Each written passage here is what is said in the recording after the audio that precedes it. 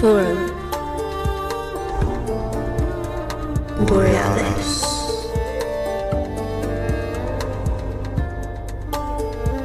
Paradigm. Expansion. Greetings from the north, citizens of Earth. Welcome. Today we're revisiting our ancient history series with a detailed scientific account for the fall of the antediluvian civilization. You'll learn what the globe was like during the Ice Age, the cause and process of its transformation, and its consequences still resonating today. Now, who better to account for the catastrophism angle than the very brilliant first-time guest, Randall Carlson? He is a master builder, an architectural designer, geometrician, geomythologist, and geological explorer, hailing from rural Minnesota, currently located in the deep south. He has 4 decades of study, research and exploration into the interface between ancient mysteries and modern science. As you'll hear today, he developed a curiosity for the natural world early in life. He attended Robbinsdale Cooper Senior High School in Minnesota, and later, while attending Georgia's DeKalb College, he was awarded Outstanding Geology Student of the Year in '93. Then he took his associate degree before attending Sita Masonry School.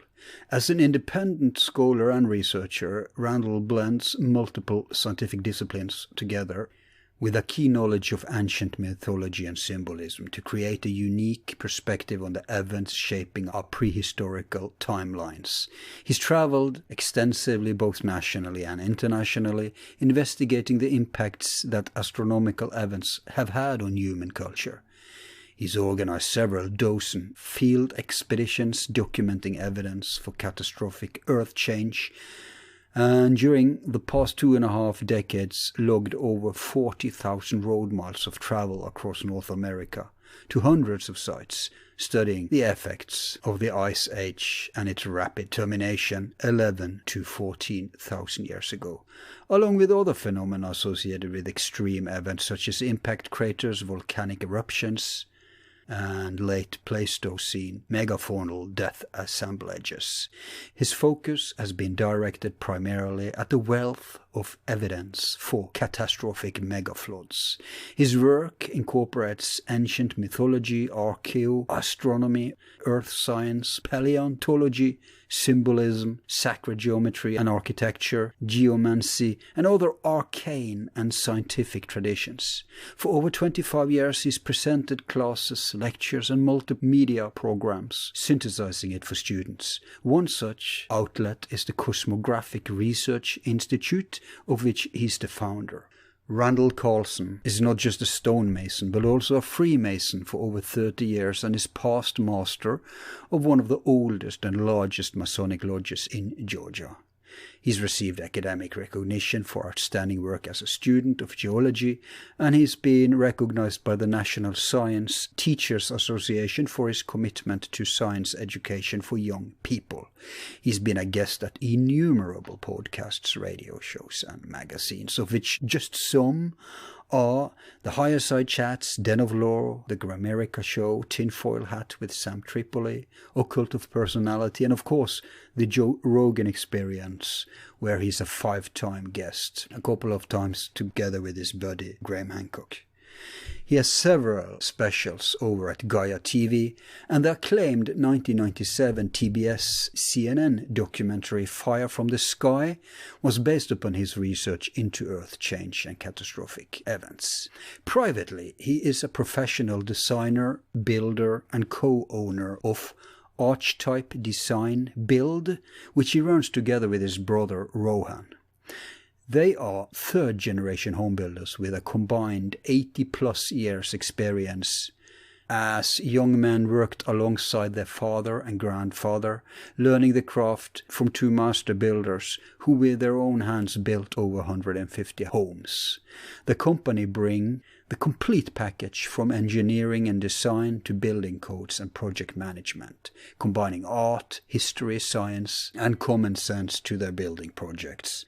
Having checked out their incredibly beautiful work online, I almost wish I lived in their state and had a home to build or renovate so I could enjoy dwelling in such masterpieces as the Carlsons create.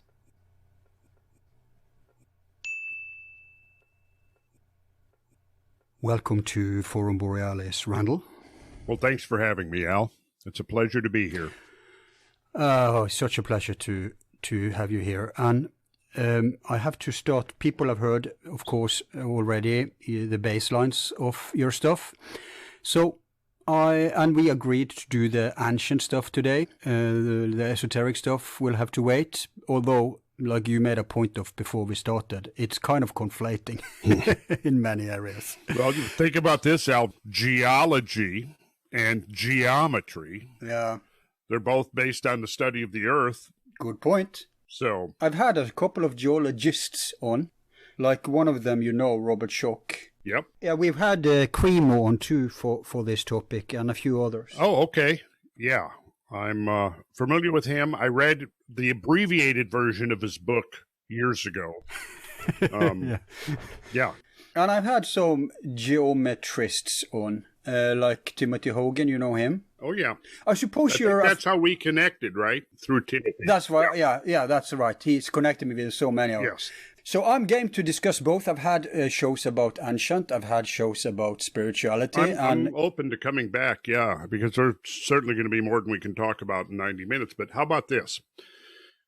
If we dive into the whole flood thing and the antediluvian story, because, see, I guess you could establish a premise that a lot of these teachings come from an unknown source, whose roots are actually in prehistory. Yeah. And then what raises the question of, well, why is this source so difficult to discern? Yeah. I mean, why isn't it obvious? We can go, oh, well, right here, history. We trace all of this, okay, the concept for the Great Pyramid. Well, maybe it came from the Egyptians, but maybe it didn't. Right. Now, you said you had Robert Schoch on, so I presume you talked about the age of the Sphinx, right? Yes, all about that. And he'll. And so, again, the idea is that there was more going on in prehistory than conventional academia has really recognized up to this point. My starting position on all this is that things have happened that again, like what we're looking at right here, but on a global scale. Yeah. See, now that to me, there's a geological explanation as to why we don't really see the overt evidence of some lost civilization. And the critics will usually attack, where's the pottery? Where is the manuscripts, the scrolls? Where's the jewelry? Where's the ritual artifacts? Where, all of that, right? Yeah. What they don't understand is they don't understand this process right here behind me. Because if they did, they would begin to understand really why we shouldn't necessarily expect to find overt evidence from a civilization that's perhaps 12 or 15 or 20,000 years old.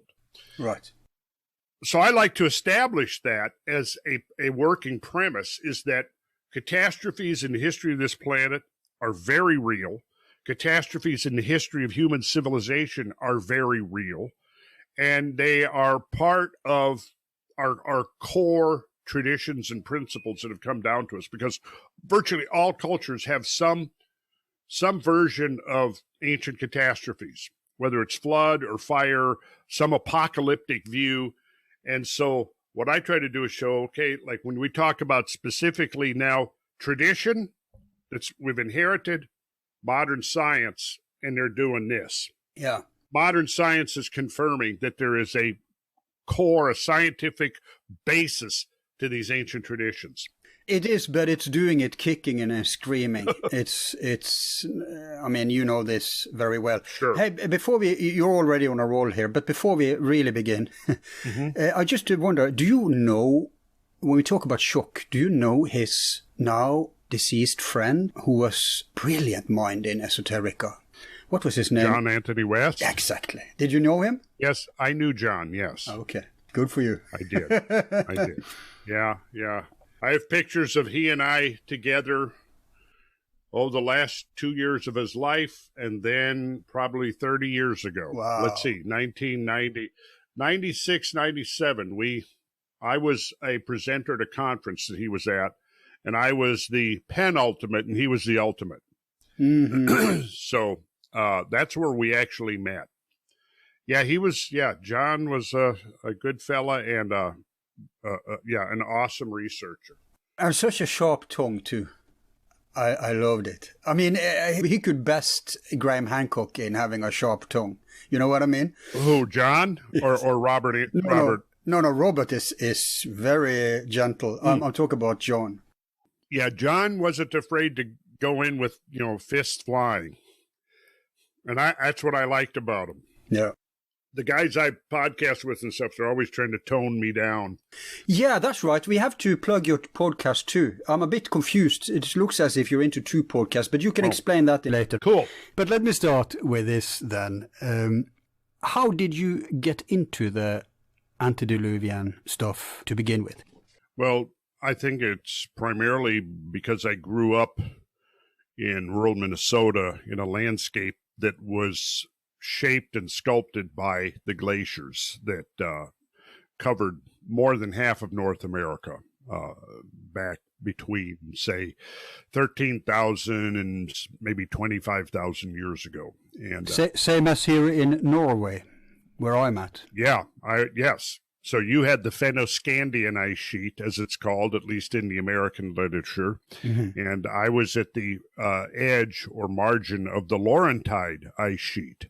Because in North America, there were 2 distinct ice sheets that formed but eventually grew together.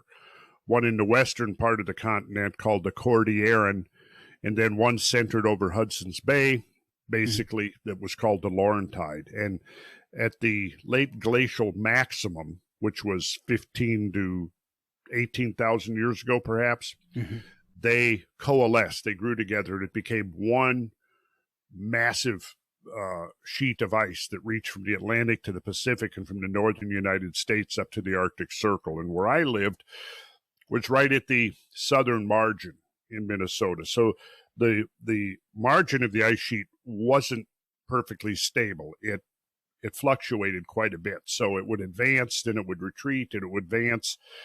Then when the ice finally melted away, I don't know if you've ever heard this, but Minnesota is referred to as the land of 10,000 lakes. Yeah, I've actually heard that. Okay, and of course that's actually grossly understated. There's probably closer to 15,000 lakes. Really? Wow. Wisconsin next door also has a lot of lakes between the 2 of them. Kind of like Finland up here. I would believe that, yes, because there's a lot of parallels between Scandinavia and the northern Midwestern United States. Mm. So... You mean apart from that we sent a bunch of people over to live there? Yeah, apart from that. And I'm descended from some of those, at least on my dad's side. Not to get off the path, I'll come right back to it, but when I grew up in Minnesota, there was a rivalry between the Swedes and the Norwegians. Right. And they had all kinds of names for each other, and as I recall, some of them were actually quite humorous. But my brother, my younger half brother on my dad's side, who was half Swedish, he got married. God, it had been 35 years ago anyway. And he married a gal from western Minnesota, a farm girl, and her family was Norwegian. Right. When her grandparents heard that she was marrying a Carlson, Carlson, they threatened to boycott the wedding because they were because oh my God, he was marrying a Norwegian. Right. Actually, Carlson with a C would be Swedish, with a K would be Norwegian. Right. And we are Carlson with a C. That's sweet. A C. I see. And we have the same kind of glimmer in the eye, enmity, even today. Yes. We like to tease. We don't have it with the Danish. We're good friends, and the Icelanders, we're good friends. And the Swedes are good friends with the Danish and the Finnish. They have the Finns. So I don't know what it is, but it's always been like that. Swedes and Norwegians being at each other's throats. So I never understood the basis of it myself. I mean, there's never been a war between the Swedes and Norwegians, have there?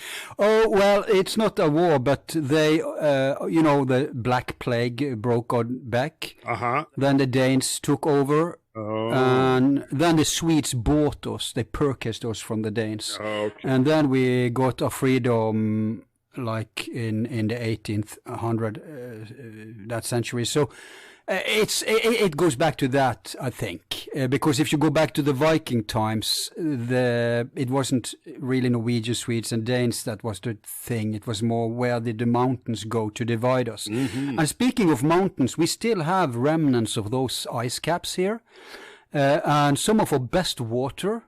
That is, I mean, we drink water here from the tap because it's clean, but we manufacture also commercial water, and that's from these ice glaciers. And I suppose it's because if water has been under the ice, it's the cleanest water you can get. Yes, something like that. Yes, and in Minnesota, we used to go camping a lot in northern Minnesota. Now I grew up outside of Minneapolis, but yes, some of those lakes up there are just strikingly clear. You can be in a 15 or 20 foot deep lake, and you can see the bottom just as clear as if almost you're looking through glass. And right. Usually the bottoms of these lakes are mantled with cobbles and boulders, which again, a legacy of the ice that was there.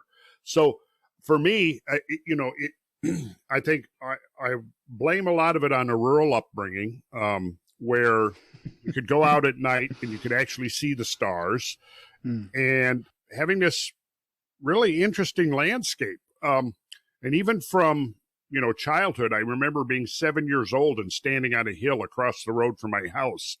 And it was looking out, our property was right on one of those meltwater puddles that got left over. It was called Schmidt Lake, because we bought our land from Carl Schmidt, and there was two Schmidt brothers, and they owned farms, one to the north, one to the south of us. And so we lived on Schmidt Lake on Schmidt's Crossroad. And it was the two Schmidt brothers, and they had settled on that lake. So anyhow, living there on that lake, I just got, what can I say? I kind of got infected with the love of outdoors and nature. So we had several books around the house, and I remember seeing one of the books, and it was a picture. I think, if I recall, it was an illustration of what it would have been like during the Ice Age. And I couldn't have been more than 7 or 8 years old. And I remember my father telling me, oh, well, there was a whole, this whole place was covered in ice. And yeah, it was just made an impression on me, because here I am, more than 6 decades later, and I still remember that. Yeah. But yeah, so growing up, and then there were places we'd go sometimes as kids. There was a place up on the St. Croix River, which forms part of the border between Minnesota and Wisconsin. And the St. Croix River was a conduit for one of the great meltwater discharges off the Laurentide ice sheet. And it came down, and there was a constriction at this place that is now called Interstate Park, because it's a park that's jointly managed by both Minnesota and Wisconsin. And there are outcrops of basalt flanking the sides of the river. And right at this one particular place, now this is maybe 75 miles northeast of the Twin Cities. And what it was there was the basalt bedrock there was very hard. So when these meltwater streams came from the north, and in fact, this particular meltwater stream was discharging off the so-called superior lobe of the ice sheet, which is named after Lake Superior, one of the Great Lakes, the 5 Great Lakes, which of course are a legacy of the great ice sheets. But so when this water came down, what it did was if you know what a Venturi flume is, it was almost operating like that. It was focused into this narrow constriction between this hard basalt bedrock outcrop. And what happens when water is flowing in a channel, as long as the source of the water remains constant. The flow through the channel will remain constant, regardless of the shape or the geometry of the channel itself. So what that means is that if the channel gets narrower, on a per second basis, there will be the same volume of water passing a given point as would be occurring in the same channel, but where the channel is widening out, for example. It's sort of a conservation of energy principle, except applied to water. Mm-hmm. So what happens is as the water comes into a constriction, it has to speed up. And anybody can observe this. You go in any creek or river and watch if the river channel narrows, you'll see, for example, either the gradient changes or the width of the channel changes, and you may have smooth water for one reach of the river, and then suddenly there's white water. And the white water is because you're increasing the velocity and the turbulence of the water. So anyways, what I'm getting at is this water comes through this constriction, it accelerates, it becomes more turbulent, and then as a result of that turbulence, it starts forming really powerful vortices, almost in effect like underwater tornadoes. Right. These vortices spinning around drilled into the bedrock outcrops and created these huge potholes. Some of them are 10 to 20 feet across in diameter and up to 80 feet deep. These were the consequence of these extraordinarily powerful torrents of water gushing through this constriction in the valley there. We used to go there regularly as kids, and seeing those potholes, I remember, just really intrigued me. And when I got older, about 18, I remember being up there with my younger brothers and some friends and stuff. And that was when it kind of, up to that point as a youth, they were just cool features. And I didn't really think that much about how they got there. Once I got older and we'd go there and we'd hike around and stuff, and I would see these potholes, and I'd start thinking about, okay, so now how did this get here? And at that point, many years ago, I really didn't have a clue. I didn't understand colking, which is the phenomena of turbulent waters forming vortexes, powerful vortexes, which I more sort of understand the basic concept now. And it is literally like an underwater tornado. It can create extraordinarily low pressures, which can actually, it not only drills, it plucks at the same time. So so that was a key thing. Then another incident was summer of 1969. There was, and I've told this story, but I'm not going to just give the very abbreviated version of it. There's an airport southwest of Minneapolis, and it's on a flat river bluff overlooking the Minnesota River, which is a tributary to the Mississippi. And these bluffs are about 200 feet above the valley floor of the Minnesota River. And at this particular, and so anyways, on the weekends, there was a piece of flat land adjacent to this airport. I don't remember if it was part of the airport or not, but it was a flat land, and they would set up a stage there, and they would have outdoor concerts in the summer on the weekends.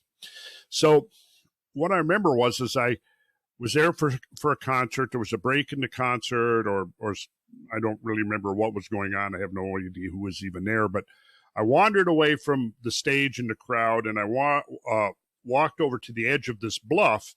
Like I said, it's 200 feet above the valley floor, looking down to the Minnesota River. 3 miles away, 3 miles to the south, there was another bank that matched the one that I was on. And what I remember was, as I was looking down, and right there at that position, the Minnesota River had meandered over, so it was to the north. So it was basically hugging or very close to the base of the 200-foot embankment that I was standing on top of. And I'm looking down at that, and I saw the way that the modern Minnesota River had entrenched into the earth and had created almost like a duplicate in miniature of what I was seeing, you see, and on a much larger scale. And it made an impression on me because it was my first concept of the idea, which has come to be very important to my thinking and understanding, which I call scale, or I don't call it, it has been called scale invariance. Also, fractal self-similarity is another term that has been used. And I don't know if you probably understand the basic idea of a fractal is that regardless of the scale, the pattern is going to remain consistent. So, yeah. And you have this self-similarity phenomena in geology.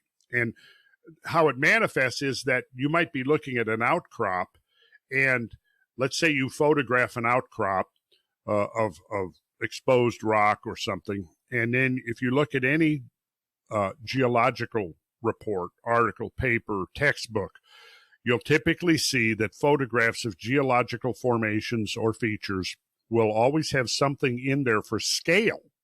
You know, if it's a smaller scale, typically in the old days, particularly the geologist would put the rock pick in the picture. Right. Could be anything. It could be a hat. Yeah. Somewhat larger scale, they'll have a person standing there. Because without that, you might be looking at it and you go, am I looking at something here that's 6 inches high or 600 feet? I know this phenomenon from, I don't know what they call it. Maybe it should be called solar system archaeology or whatever. You know, the stuff Richard Hoagland is into. Yeah. When you see these pictures from other planets, sometimes you have no idea. Is this like, am I studying just grains of sand here? Or am I looking at huge rocks, right? Yeah, exactly. That's the problem with outer space. But on Earth, it's simpler, of course. Yeah. Yeah, but it still can get pretty complex. But what that means is, Al, is that you can look at smaller scale phenomena and you can extrapolate lessons and insights from that then apply to the larger scale phenomena. Right. And so I guess in a nutshell, for me, it was, I mean, I could go on with more details and different stories, but that's the essence of the idea, is growing up in this particular environment. But then I also had an early, I remember for my 9th birthday, I was given one of my presents was a subscription to a book club called the All About Book Club, which was a bunch of, each month they would send you a book, and it would be on some scientific topic, and it was oriented towards young people. Right. So, and I had just, by the time I was 9, I had become a pretty competent reader. And so I got this book club. So for a year or two, every month I was getting a new book. And, one of the books would be all about electricity, all about dinosaurs, all about rocks and minerals, all about the planets, something like that. So getting those books every month and reading these things, I just developed this love of science and learning and, how the natural world worked. But back then, all those books guaranteed were uniformitarian propaganda. Pretty much. Well, yeah. So what you need to do next now is to connect these observations you made, this love of these nature phenomena, and now explain to us how they are relevant to the antediluvian fall. Well, you just used a great term there, antediluvian, before the flood, right? So I will segue into one more element because it bears directly on your question there, which is that at 9 also we moved from Minnesota. My parents separated, and my mother took me and my brothers home to Louisiana, which is a very different environment. Very different indeed. Yeah, than where I had been. In so many ways. In many ways. But here's what I remember. They had I went into 4th grade, and it was the school had just been built. This was the first year. I was in the first class of that school. And they really went all out on the library. And I really liked, and of course I just, learned how to read. And at that point I just, in my life, I started on a lifelong habit of voracious reading. But what I discovered was they had a lot of books in that library about mythology, both primarily Greek mythology and Norse mythology. So I read every book that they had about mythology and got really immersed and interested in that particular subject, which pretty much stayed with me right into my adult years. So on the one hand, I'm going out, spending a lot of time camping, hiking, spending time in the outdoors. And then on the other hand, I've got this growing knowledge of mythology, So I discovered a lot of the early fringe researchers like Immanuel Velikovsky, if you've heard of him. He was one of the more well-known ones in the 50s who wrote about ancient civilizations and catastrophism and that sort of thing. And from his approach, it spinned off a whole new science called the electrical universe. Right, that's right. I had the chap Thornhill on for that. Okay. So we know about it. And there were some others too back in the day, of course. Yeah, I have not been convinced by the electrical universe ideas yet, but that's another discussion. Yep. Although I think that there is certainly validity there. Some of the things, we don't need to get into that too much at this point. But yeah, so there was Velikovsky's work. The book that made the biggest impression on me was Earth in Upheaval, because this was a series of vignettes about catastrophism and how it manifested in terms of geology or paleontology or archaeology.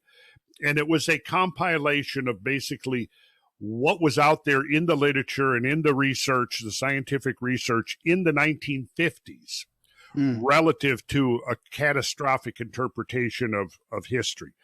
And I think that there's two parts to Velikovsky's work. His compilation of catastrophism and then his attempts to explain these catastrophes. Now, most of the critics of Velikovsky have honed in on his attempts to come up with some type of an explanation for the astronomical part. The astronomical part, yes. And so, his other work, his compiling work, has stood the test of time. And the other idea, and this is one that Graham Hancock has kind of drawn upon, which is mankind in amnesia. And and we are getting into his wheelhouse there, because that he was a trained psychologist, and so he took the idea of the myths, because that's really what. Oh, you mean Velikovsky now, not Hancock? Yeah, Velikovsky. Yeah. So Velikovsky, he was the one who really began to try to link together the mythology with the actual modern geology and paleontology. Now, again, he was criticized a lot for that, but I think that part of his work has withstood the test of time, because there was nothing called geomythology in his day, and now there is a new scientific discipline that's beginning. You mean it's a new discipline officially in universities, or do you mean just like as an interest field? As an interest field, but it could be. I mean, some of the proponents of this idea that, it's certainly gaining credibility. This idea that our mythology contains actual verifiable information and data that can be used to understand these ancient events. Yeah. So to come back to the idea of the antediluvian, we talk about an antediluvian civilization, we're basically, I think, if we want to now place it in a scientific framework, we're talking about going back into the Ice Age and beyond, and relative to our modern times. And the thing that has to be understood now, and which is gaining momentum, and becoming more and more accepted even by the more orthodox thinkers, is that the planetary transition from a full-blown glacial age into an interglacial age, such as we are now in, happened much, much faster than anyone actually was imagining even a few generations ago. And certainly pre-radiocarbon dating, which came along in the 50s, but there was not enough of a database until approximately the 70s, where the old assumptions about how long it takes to transition from one state to the other got compressed by about, literally tenfold, by an order of magnitude. In other words, the older models, you got 50 to 100,000 years to get the planet from a full-blown glacial to an interglacial age. Well, now radiocarbon dating comes along, and it's less than 10,000 years. So over a period of 10,000 years, we go from a point where we have roughly 6 to 7 million cubic miles of additional glacial ice. Right now, there's 10% roughly of the planet. When you talk about Antarctica and Greenland primarily, and then residual mountain glaciers. Wow, is that that much? Greenland and Antarctica makes up 10%? Right now, about 10% of the Earth's surface. That's a lot. That is a lot. And there's a lot of ice, of course, in the North Pole too, but that's on water. That's on water. So that's right. So the ice in the Arctic is basically, like you said, it's a marine ice. It's on the ocean, and then when you get to and there's an interesting asymmetry between the North and South Pole is that, of course, the North Pole is an ocean surrounded by land, basically, and the South Pole is a continent surrounded by ocean. That's a good point. So there's some interesting, contrast going on in how these two systems work. But in any case, back at the late glacial maximum, there was as much as 30% of the Earth's surface covered by ice. And when that melted, and if it melted relatively fast, I mean, even if it melted over hundreds of years, thousands of years, there would be like suddenly something would be cut off very fast, and it would be a huge avalanche. Yes. But if it melted very fast, I imagine that flood wouldn't just be the classical romantical idea of a huge tidal wave coming in from the coast. And of course, back then, as now actually, most cities were coastal cities. Yes. But there will be like a scissor effect, because there will be enormous water coming from the mountains, I imagine. I don't know if this is scientifically verified, but doesn't that stand to reason? Yes. And that's the thing, Al, is that the time period over which these events happened got dramatically and drastically constricted from the earlier, concepts from, say, the first 2/3 or 3/4 of the 20th century. Now, the full deglaciation process did take about 10,000 years. However, within that frame, maybe 8,000 years, right? From the very first signs that the ice sheets began to shrink to the point where they're basically gone or about down to the quantity of ice that there exists today. So that process began around 15,000 years ago and was pretty much over by 8,000 years ago. And one of the things that happened, of course, is because you were transferring such a tremendous volume of ice, melting it, that ice was ultimately returned to the ocean basins. Now, when the ice sheets are forming, that's water that's being evaporated out of the ocean and then precipitated out in the form of snowfall. But it doesn't melt in the spring and flow back into the overground water or the underground water and ultimately return to the ocean. So as the ice grows, ocean level drops. And by the time the ice had reached its maximum extent, ocean levels worldwide had dropped by roughly 400 feet. And there are actually times it looks like it may have been 450 or 500 feet lower than now. But during the late phases of the last ice age, it was about 400 feet. And so, but within that, Al, that period where the first evidence of melting and correlated sea level rise is occurring, which I think we could actually place now pretty close to about 14,600 years ago. Wow. To the point at which sea levels more or less stabilized at their current level, was about between 8,000 and 8,500 years ago, somewhere in there. Now, within... This is... Hang on, we have to interject here, and then we'll continue. Remember your train of thought. Sure. Because it's interesting, 4,600 to 8,500, because the classical idea, which has been confirmed by so many different sources, but probably the most famous is Plato, that says that the worst part of the catastrophe was... About 12,000 years ago, right? 10,000 BC, 10,500, I think they say, something around there. Yeah. How does that fit to what you're telling us now? Oh, I mean... if it does at all. It totally fits. Almost... Okay. In remarkable ways. So Yeah, I was about to say that the melting process was not uniform over that roughly 8,000 years. And in fact, Okay. it appears to have been discrete pulses of rapidly accelerated melting juxtaposed upon a slower process. So there is marine geologists identified something, maybe even going back to the late 80s into the 90s, that the rate of sea level rise was not uniform. There were periods of accelerated rise that were called meltwater pulses.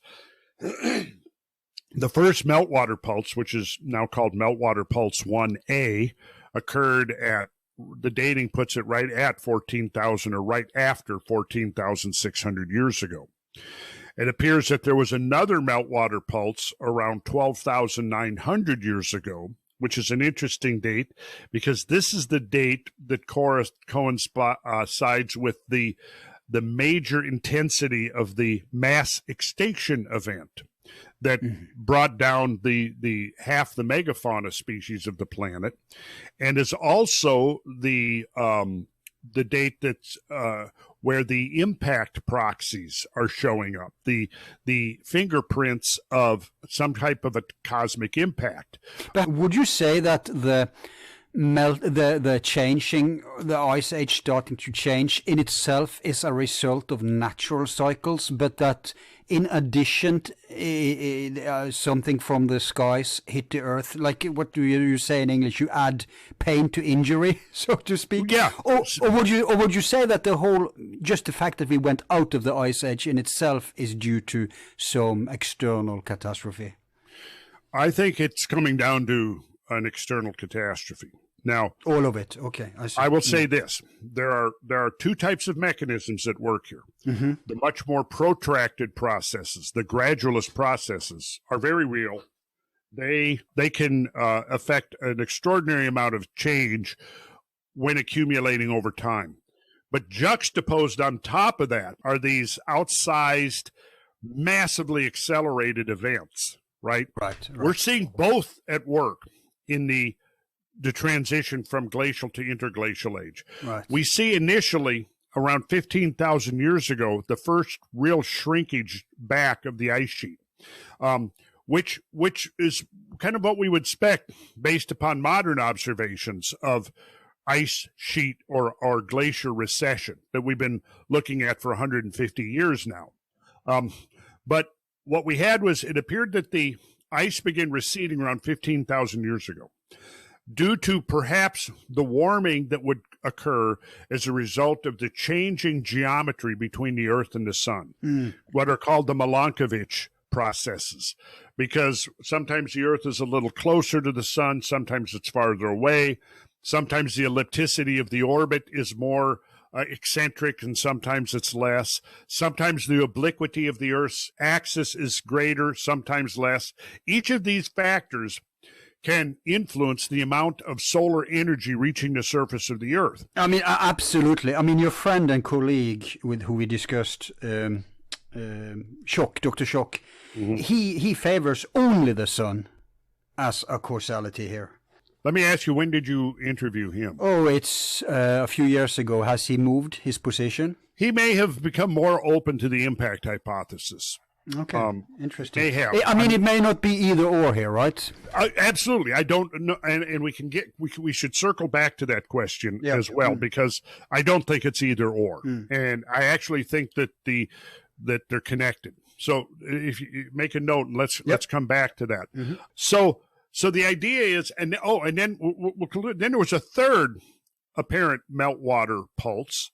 It's called meltwater pulse 1B. And here's what's I find really interesting about that. That meltwater pulse is now taken as the datum that divides the Pleistocene epoch from the Holocene epoch. The Pleistocene was basically 2.5 million years of oscillating global climate between glacial and interglacial ages. Presumably that all ended. The date now given for the beginning of the Holocene is 11,600 years ago.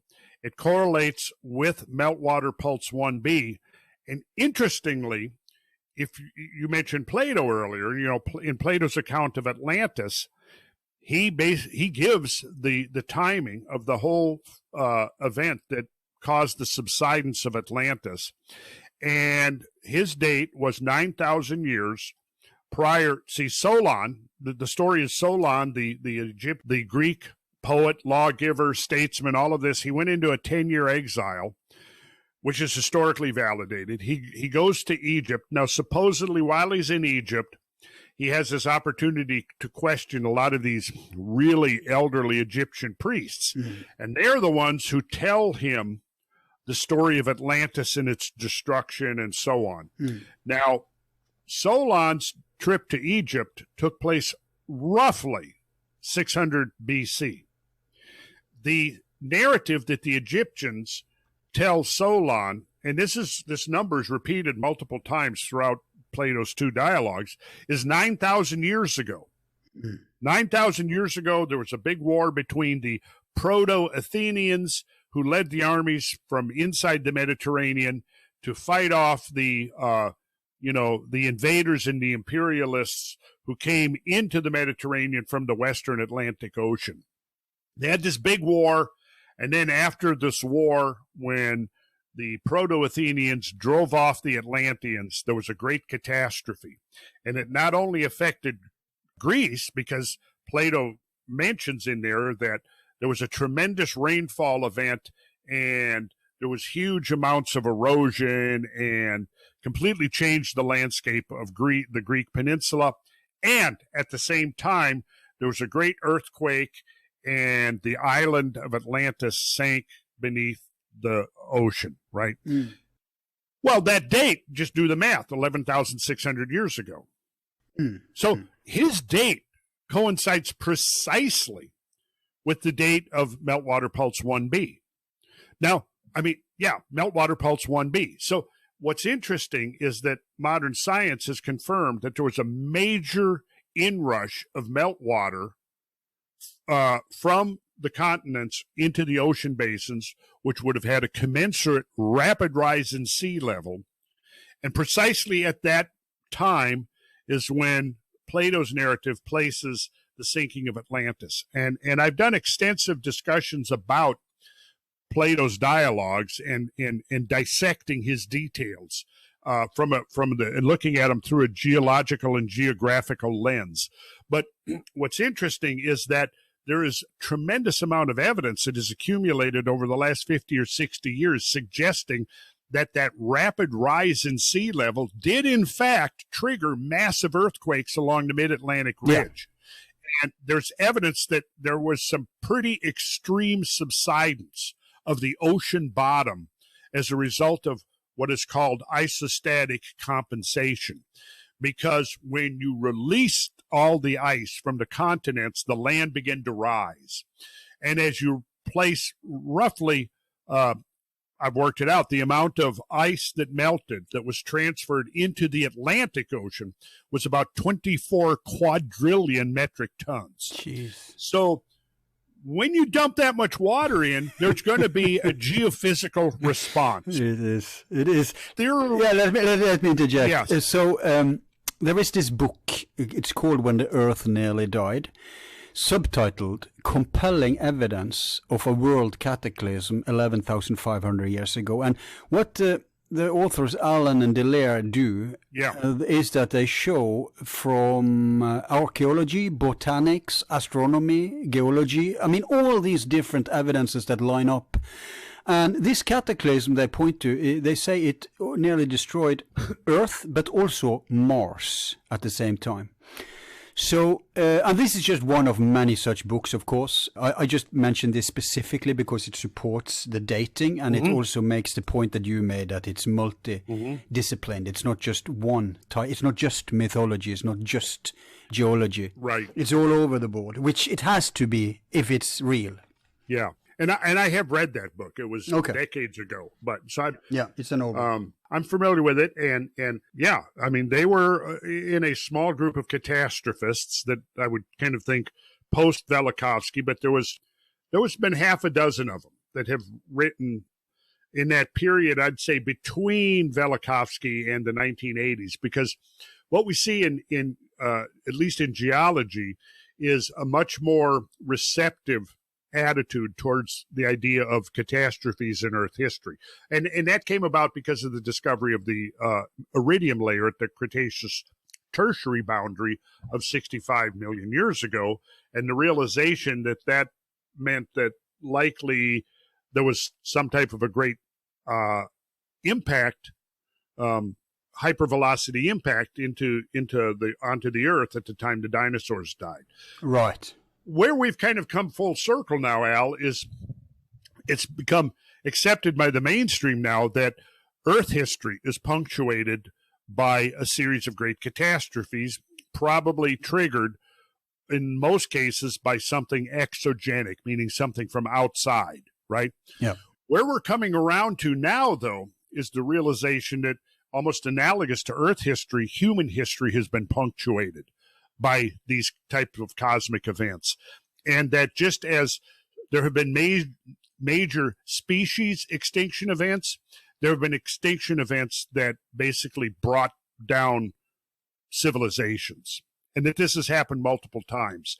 And so here's another idea now where we have a confluence between what the mythical legacy has told us about in terms of apocalyptic scenarios and rise and fall. That was one of the ideas. I think that it was, really some of the more free-thinking scientists who maybe weren't publicly about it, but like Frederick Soddy, for example, one of the scientists that worked on America's atomic program, brilliant man. He back in the 50s or even the 60s made several comments about that. Well, perhaps we're not the first civilization. Maybe, in fact, there's been a whole succession of civilizations that preceded our own that have been so completely wiped out in catastrophes that we don't really see obvious and overt evidence for their existence. I think that idea is being borne out. And I think we'll understand now that, human history on planet Earth is far more complex and far deeper than the older models would lead us to believe. That there's a much richer story there that may go back tens of thousands, if not even hundreds of thousands of years. That's an interesting point, actually, because although the catastrophism field is growing, not just outside of academia, it, of course, all paradigm shifts pushes themselves even into the, behind enemy lines. But if we zoom in on the catastrophist camps, there is, of course, we have all these folks, Hancock, all these folks that you know and you're a part of, who points to this period you're talking about now, 8,000 to 15,000, maybe with a crescendo around 11,500. But there are also other people, like we talked about Cremo before we started here. I could mention two others that I've interviewed too in the same camp, like Philip Lindsay and Joseph Farrell. And also my colleague of Rule Soup, Gordon White. All of these people favor, they talk about advanced civilization, but they think the advancement was far back in time, like huge area back in time. Whereas they tend to think that before the fall of the last ice age, of course there were civilizations, but they may not have been, let's put it like this, they may not have been flying around in anti-gravity sources, to put it like that. Right. What's your view on this specific little sub-point? Good question, Al. And my view is that I'm sort of sitting on the fence, waiting for more specific evidence to show up. Certainly, I think it's imperative that we begin to rethink our history and that we open our thinking to alternative scenarios, and that we actually, one of the great William R. Davis, who was the founding father of geomorphology in North America, he wrote a paper. God, this was like early part of the 20th century, called "The Value of Outrageous Hypothesis," because his colleagues were getting so constricted and hidebound in their thinking that he said, look, we've got to be able to, we don't really have things figured out yet. And we have to be open to thinking things that, he referred to as outrageous. So I kind of put it in that category. My approach to it is starting from our current vantage point and working our way back. If we work our way back, we get to this veil that separates the Pleistocene from the Holocene. This period of 3,000 years between 14.6 and 11.6. And in that period, like I said, there appears to have been three tremendous meltwater pulses, where in most of the melting occurred during those three meltwater pulses. Now, you had some more gradual melting superimposed in that whole process, but within that process, when you're getting global sea levels from, say, minus 400 feet up to the current level, again, it's not a smooth transition. It's periods where it's a slow rise, but then juxtaposed on top of that are these periods of highly accelerated sea level rise. Now, that is because the amount of ice that is melting and being transferred back into the oceans. But here's the thing. It takes heat energy to melt that ice. And back in the early 70s, there was a couple of conferences that were held that, because see, before radiocarbon dating, there were some assumptions about how the duration of this transition from glacial to interglacial age, right? They were much longer, 5 to 10 times longer than what was revealed once we had a database from radiocarbon dating. Because clearly, if you have forests growing in Canada 35 or 40,000 years ago, that 10,000 years later were under the ice sheets, well, then 35 or 40,000 years ago, there was no ice sheet there, right? Right. But the assumption was that it had been there for 100,000 years, and it maybe took 20,000 years or more for it to gradually melt away and for sea levels to rise. Problem is now, 50s come along, Willard Libby invents the radiocarbon method of dating. By the 1970s now, we have a database that makes the scientists realize that the whole process is a hell of a lot quicker than they had previously imagined. So what this led to was the realization that there was a problem here. The problem is where does the energy come from to melt that ice that quick? That was the basic problem right there in a nutshell. And so it led to what they referred to as the energy paradox. And the energy paradox, I can actually read to you this was from a paper that was published in 1973, Arctic and Alpine Research, in the journal, which is a peer-reviewed, specialist journal. The title of the article is "The Wisconsin," which is the time period, Laurentide ice sheet. So when you got, in Europe, it's the Verm, I think is what the name of the correlating ice period in Europe was when the Fennoscandian ice sheet was covering Scandinavia. In America, the final phase of the long period of 2 million years of ice ages is named after the state of Wisconsin. So it's the Wisconsin Laurentide ice sheet, subtitled "Dispersal Centers, Problems of Rates of Retreat and Climatic Implications." So here's in the abstract of the article. It's talking about isochrone maps, because by this time they had developed a whole database of radiocarbon dates. So as the ice has retreated back, let's say that the ice has reached central Minnesota at 16,000 years ago. A couple of thousand years later, it's retracted 500 miles to the north. Well, what happens now is, as the ice is receding, vegetation will follow the ice. Initially, it'll be ferns, but then it'll be an ecological succession of various types of plants. Ultimately, it will be a climax forest within, say, 1,000 years. Well, so as a result of being able to go in there and find remains of plants and trees and pollen and seeds and so on, they're able to create this isochrone map, which is a map showing at various stages, like chron, mean like from chronology, right? Iso meaning the same. So they developed these isochrone maps, and here's what the abstract says. Isochrone maps of the late Wisconsin deglaciation of the Laurentide ice sheet enable estimates to be made of changes in the volume and area of the ice sheet. The average marginal recession, now important, between 12,000 and 7,000 years before present is estimated as 260 meters per year and varies little between the northwest and southern margins. Let me stop for a second here. 260 meters, that's what, about 800 and some feet for American listeners. And here's the thing, it says, varies little between northwest and southern margins. Well, you would assume that in a normal deglaciation sequence, the southern margin is going to melt back much faster than the northern margin, right? Because the northern margin is up by the Arctic Circle. Yeah. But what they're seeing is that the disappearance of the ice at the southern margin is the same as at the northern margin. This didn't make any sense. So then they go on.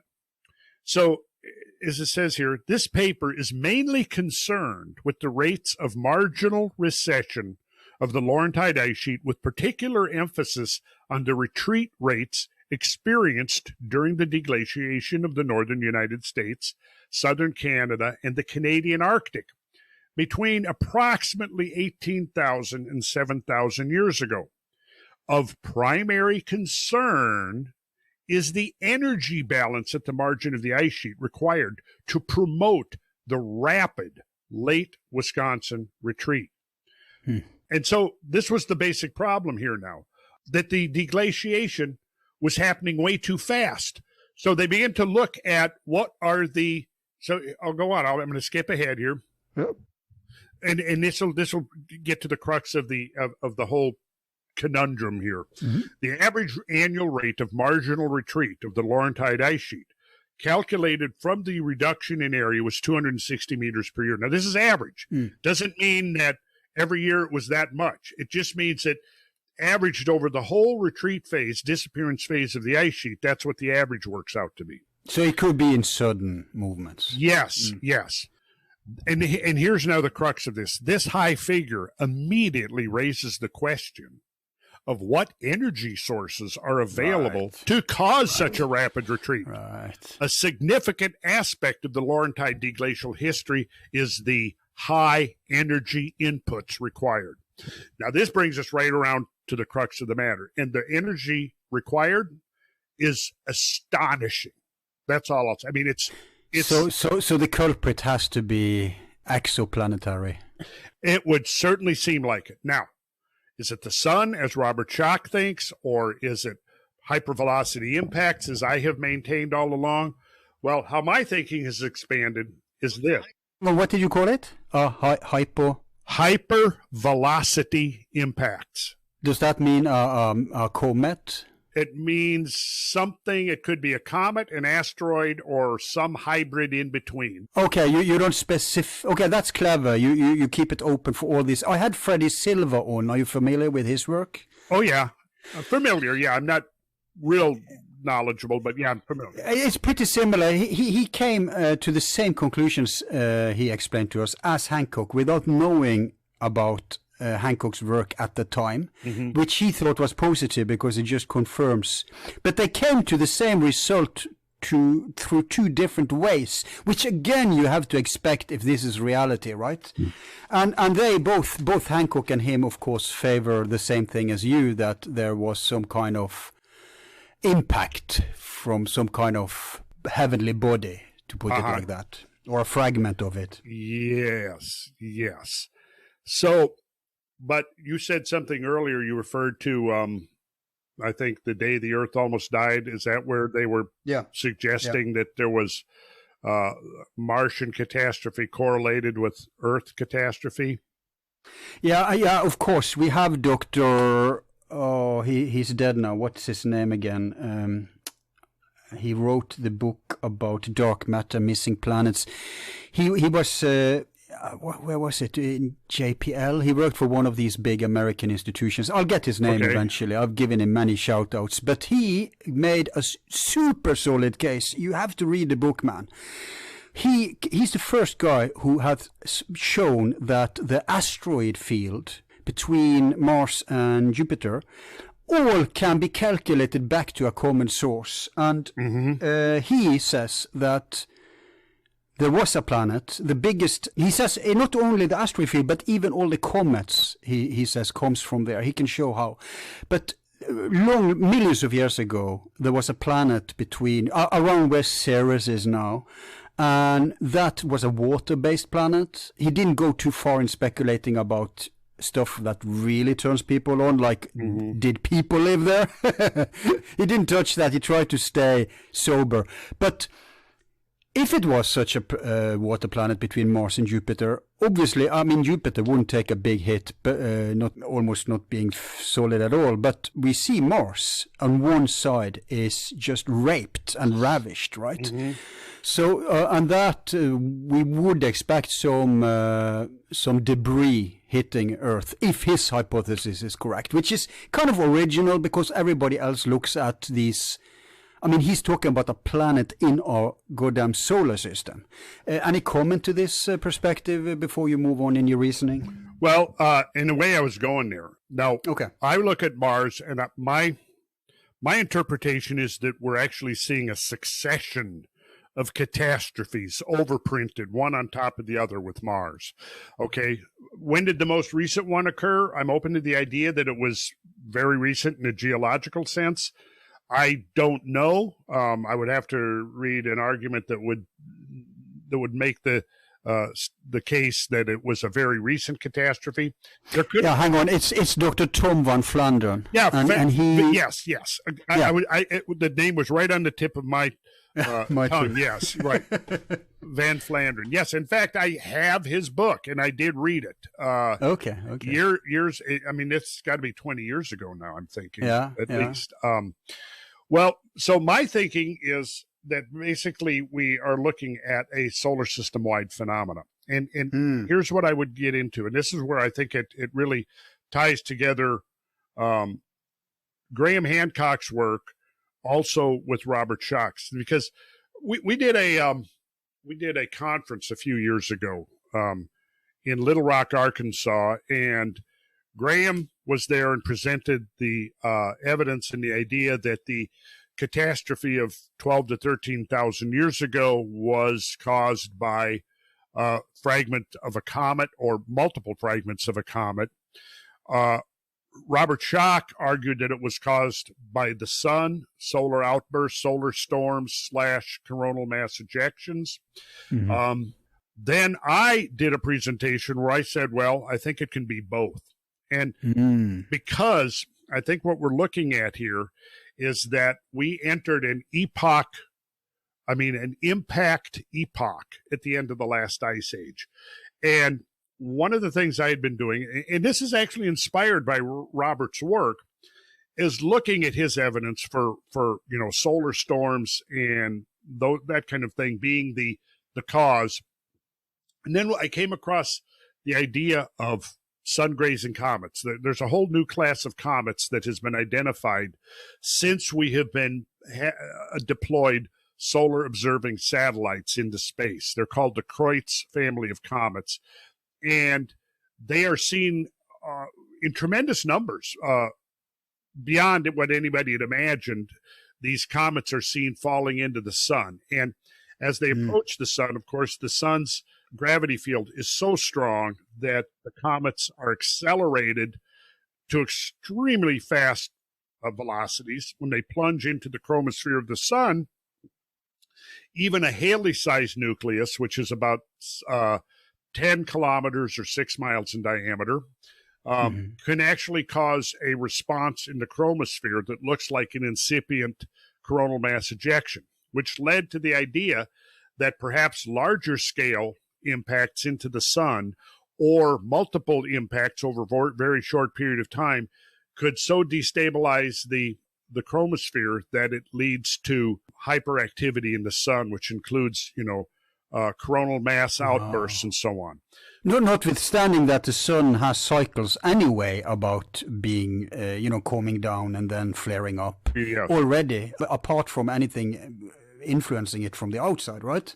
Yes. Now, so here's what I think we might be actually getting to, is that approximately 25,000 years ago, a large comet was displaced from the Kuiper disk, which is this zone of this cometary belt that begins out around the orbit of Neptune and then extends way out into deep space and then transitions into the Oort cloud. Now, these are theoretical, but the evidence for the existence... I think the Oort cloud is theoretical, but the Kuiper belt is real, isn't it? Yeah, I think so. I mean, there's enough objects been observed out there now that would suggest that, yeah, there really is a reservoir of comets out there, a huge reservoir.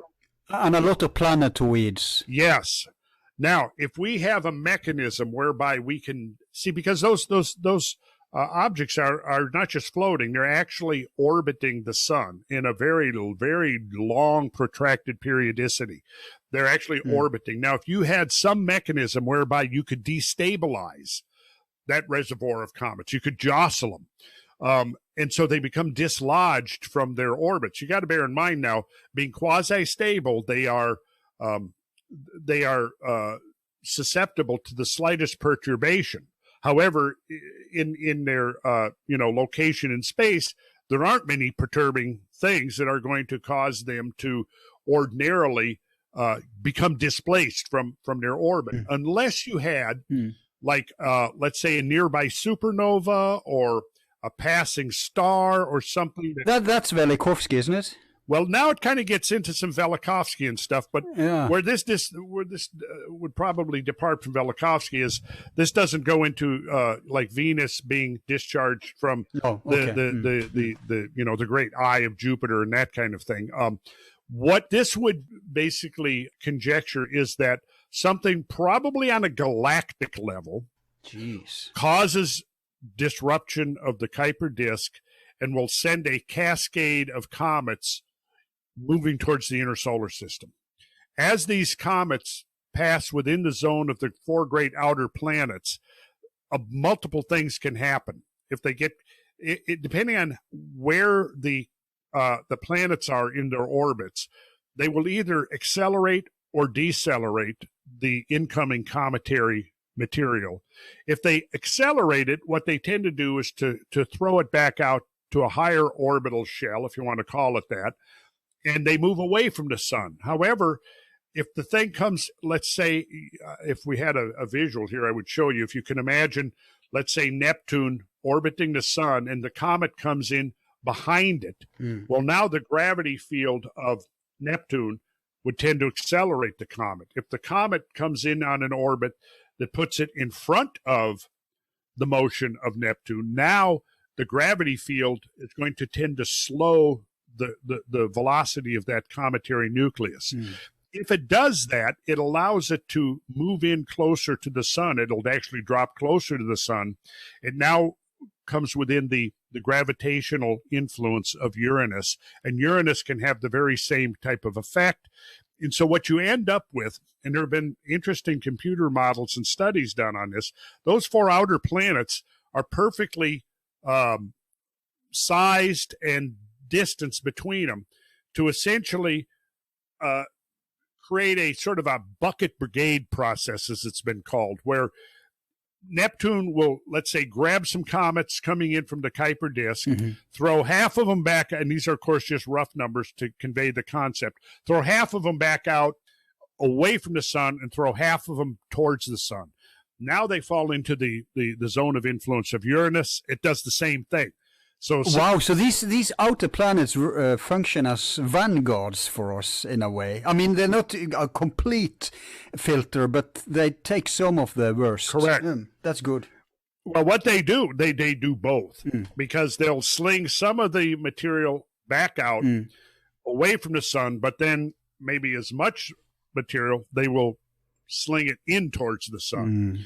Jupiter is the big one, and that's Zeus hurling his thunderbolt. So once it comes within the zone of gravitational influence of Jupiter, it's either going to get thrown back out of the planetary inner solar system, or it gets thrown into the inner solar system, where now it comes within the zone of the inner planets, which... Wait a minute, wouldn't some stuff be sucked into Jupiter itself? Oh, yeah, absolutely. Just like we saw in 94 when Shoemaker Levy 9 got sucked into Jupiter. Absolutely, we would. And it all depends on trajectory and the geometry of the cometary orbit and how close it comes to Jupiter.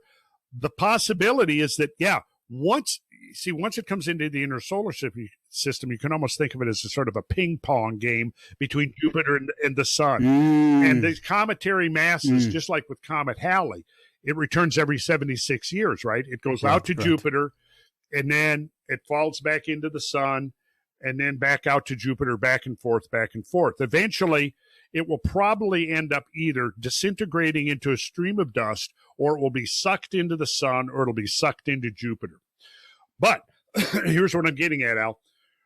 You might have a period where you have multiple comets, large comets, entering the inner solar system.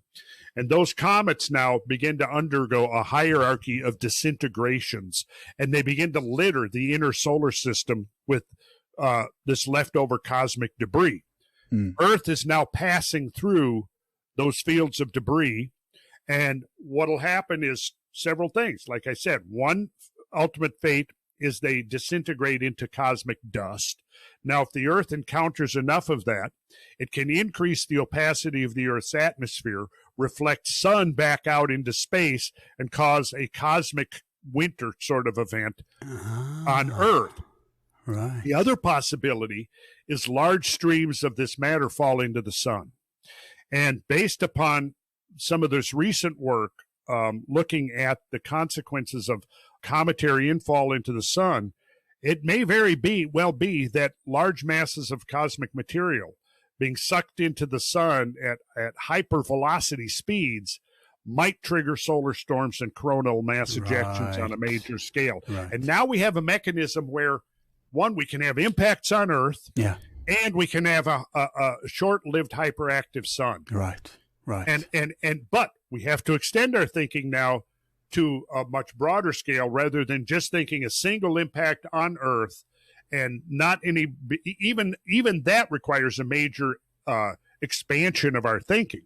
But what I'm suggesting is we need to go beyond that and be thinking in terms of a whole solar system phenomena that's ultimately most likely rooted in something that's happening on the galactic level. Wow, man, our ancestors never stood any chance. Jeez. That's kind of what it comes down, unless they became a spacefaring civilization. Right, we have that perspective too, of course. We'll not even touch that today, but I think it's a huge rabbit hole. It takes forever. But Freddie Silva, I think he was saying that, was it the Leonids? He's talking about one of these that comes back. The Taurid meteor shower. That's it. And he says we're due for a new one soon. And I probably would agree with that. I mean, there are some specific predictions out there. This actually goes back to the work of Fred Whipple in the 1940s, who did a series of photographic studies of the movement of 14 separate Taurid meteors. And by taking a succession of photographs, he was able to chart their elliptical orbits with a high degree of precision. Well, then what he did is, once he had the geometry of their orbits defined, he was able to, in a sense, play the scene in reverse. And what he realized was, when he reversed these orbits, separate objects converged onto the same point. One of those major convergences, I think, was around 4,000 years ago, and another one was closer to the end of the Ice Age.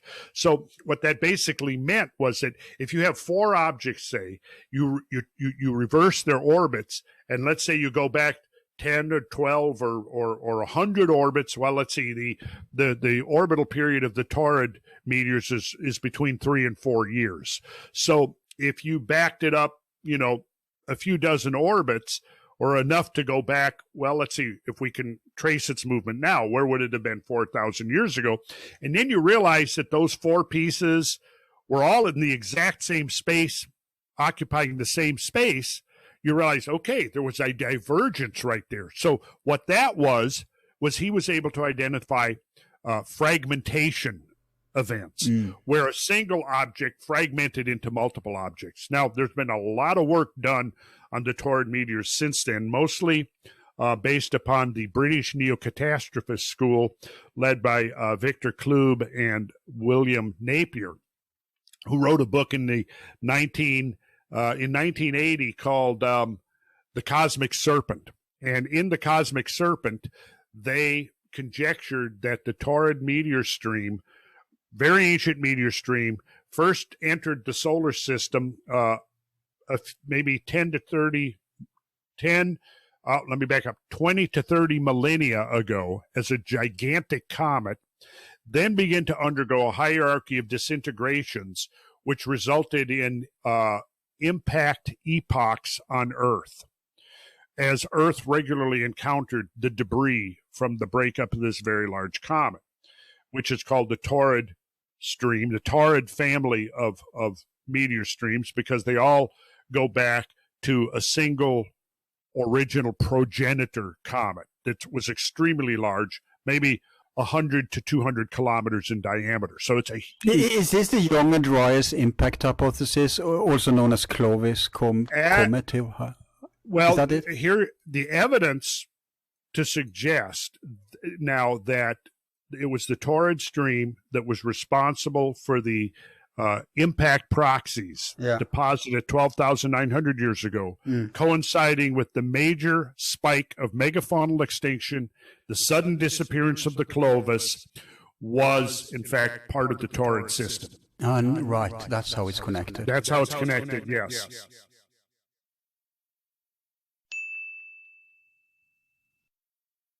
All of our files are free and will remain free. If you like the show, you can show support by donating $1 to help with expenses. Just use the PayPal link on our website, YouTube channel, or Facebook page. Thanks.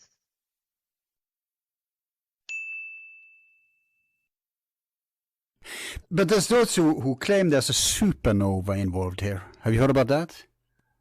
Well, okay, so let's back up to the hypothetical trigger for the dislodging of the, that's Paul La Violette. Yes, yeah. Thank you, yes. And I read his book quite a few years ago too. So I've gotten a little vague on the specifics, but yeah, I mean, that's his idea, supernova event. Now, where I might go with that without backtracking and trying to recover all the specifics of his argument. I know there's been a lot of controversy around his ideas. But he's not alone. There's a guy called G. Robert, too. Right. Now, and probably others. See, where I would tend to think is that a supernova might be, I was talking about, what triggers the initial disruption of the stable comet orbits in the Kuiper disk. Yeah. Perhaps a passing star, perhaps a supernova event. Now, I think what he's doing is he's drawing a direct connection between the supernova and like the gravity wave when it passes through the solar system. I don't know, to be quite honest, Al.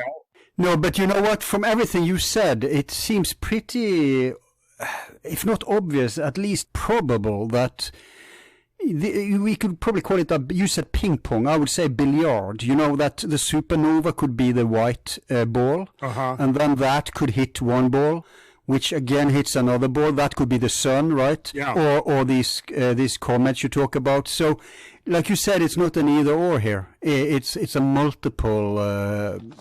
It's a perfect storm, isn't it? A perfect storm. Well put. Well put, Al. That's exactly how I would characterize it. I think that multiple things happened. There were feedbacks involved. Yeah. Getting back to that energy paradox, you have to have a massive energy dump into the global atmosphere, into the global environment to accelerate that melting. I mean, one of the things, I mean, if it's a galactic catastrophe, of course it has to be a huge energy source. So the energy source that immediately would affect the Earth would be two, I think. One, the sun, a hyperactive sun. The other would be a direct impact, because an object, let's say a kilometer, 2-3 kilometers in diameter, striking the Earth at 10 to 20 times the speed of the muzzle velocity of a high-powered rifle, that is going to be inconceivably disastrous.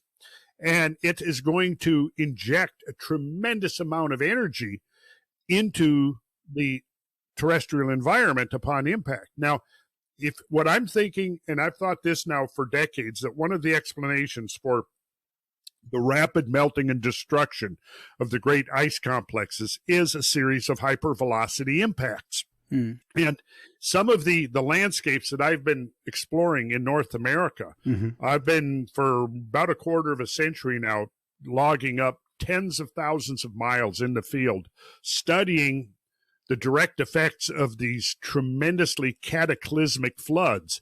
And they are really beyond almost the ability of the human mind to even grasp the scale of. Like last spring, I took a group of 30 people out, and we spent 5 days traversing some of the flood-sculpted landscapes of the Pacific Northwest. And after 5 days, I mean, we had covered a lot of territory, and we had only looked at a small piece of it. But we're looking at canyons that were cut in a matter of days that are nearly 1,000 feet deep and a mile wide. We're looking at places where hundreds of feet of bedrock have just been ripped away. We're looking at places where there are massive amounts of sediment deposited, like in, you would say in bars, what are called eddy bars, that are, you can find along any creek or river. In the aftermath of a heavy rain, when it's been a flood, you can go out there and you'll see that it's created these deposits, usually sand and small gravel, typically might be a few tens to 100 or a couple hundred feet long. We're looking at some of these deposits that are 300 and 400 feet thick and 4 or 5 miles long. The scale of these phenomena is impossible to grasp until you've actually spent time out in the field directly relating and observing these landscapes. And then you begin to realize, my God, these phenomena here, I'm beginning to see now how if something like this happened, there would be little left in the aftermath as a legacy for the future. Yeah, I mean, what's the largest crater we know about today? The largest crater? Is that the one up in Siberia or wherever? No, well, there's two issues there. One, largest crater that has maybe happened in historic times, largest crater in Earth history. Now, the largest crater, I believe, is Vredefort in South Africa, which I believe is around 200 to 300 miles in diameter. What's that in kilometers, approximately? Well, 200 miles would be 300 kilometers, roughly. Okay. So, but it's very, very old. I mean, it's hundreds of millions of years old. So. Yeah, but obviously, like every ancient civilization tells us, it's not just been one catastrophe. It's been a cyclic, like, downfall. But yeah. What I'm thinking here, would there be a practical difference? It probably would, and you would be the perfect guy to explain it. That if it was one of these catastrophes, let's stick to the younger after the younger Dryas, which is our primary focus today. Okay. Would it be a huge difference if it was one huge chunk that hit Earth, or if it was like a million smaller pieces? There would be distinct differences, I think. It'd be like, to put it to the human scale, the difference between being shot with a 45 caliber gun with a single bullet as opposed to being shot with a shotgun. They're both going to be really catastrophic. However, multiple impacts events is going to be much more widely dispersed. The model that I'm sort of conceiving of at this point, which is based primarily upon evidence, is that you had a series of large impacts. However, these larger impacts, which have been in the kilometer range, impacted directly into the ice sheet itself, but they were also part of a much more complicated stream of material. And so what you had was a series of impacts, and sometimes these impacts might have been an isolated event because, again, we're talking about Earth transecting the Taurid meteor stream, which it does twice each year. Yeah. Isn't it now? Around now, soon? July?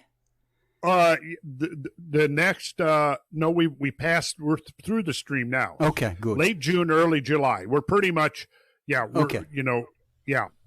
The Tunguska event of 1908, which was, I think, very likely a Taurid meteor stream encounter. It happened on June 30th. Right. And that's right at the peak of Earth crossing the stream.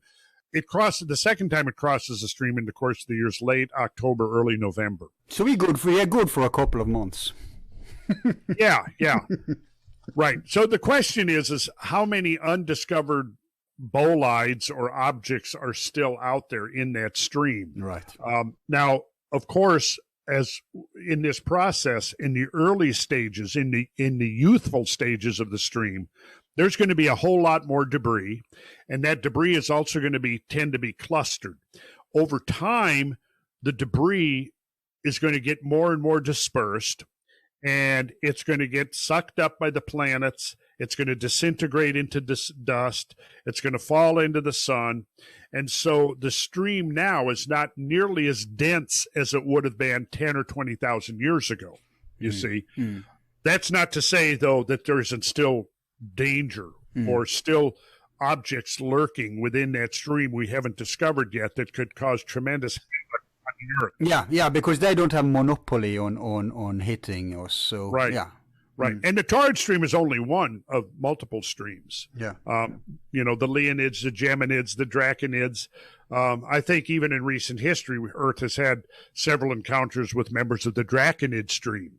But could the current climate change going on now, could that be a sign of something working itself up further out? I do. Yes. I think most personally, I do believe that the increase in carbon dioxide over the last century or two has played a role, but I don't think it's the dominant role. And, that's the other thing that I like to study and look at is climate change and environmental change, rates, scales, magnitudes, all of that kind of stuff, timing, the tempo, the periodicities, whether it's cyclical or random. And one of the things that I constantly come across is in looking at the subject of paleoclimatology is that a lot of the stuff that has happened in climate and environmental history on Earth has been way more severe than anything we've experienced in the last century.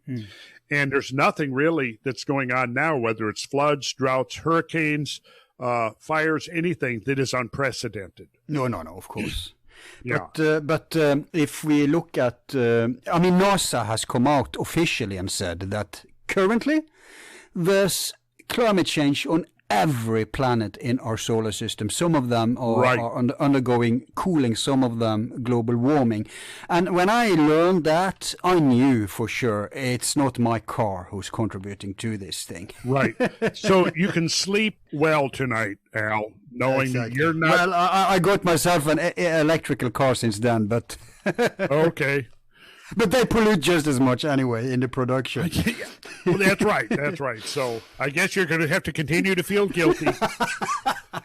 Yeah, if I'm listening to the powers that be. Yes. But we don't have that much more time, and I have still a few questions for you. Sure. And I want to ramp it up now with a little more. Let's take on our speculation hat a little. Okay. Because what you said about this huge time period from 8,000 to 15,000, it made me thinking that our ancestors, if they were advanced, they were obviously more advanced than after the whole thing happened, right? Then it was reset.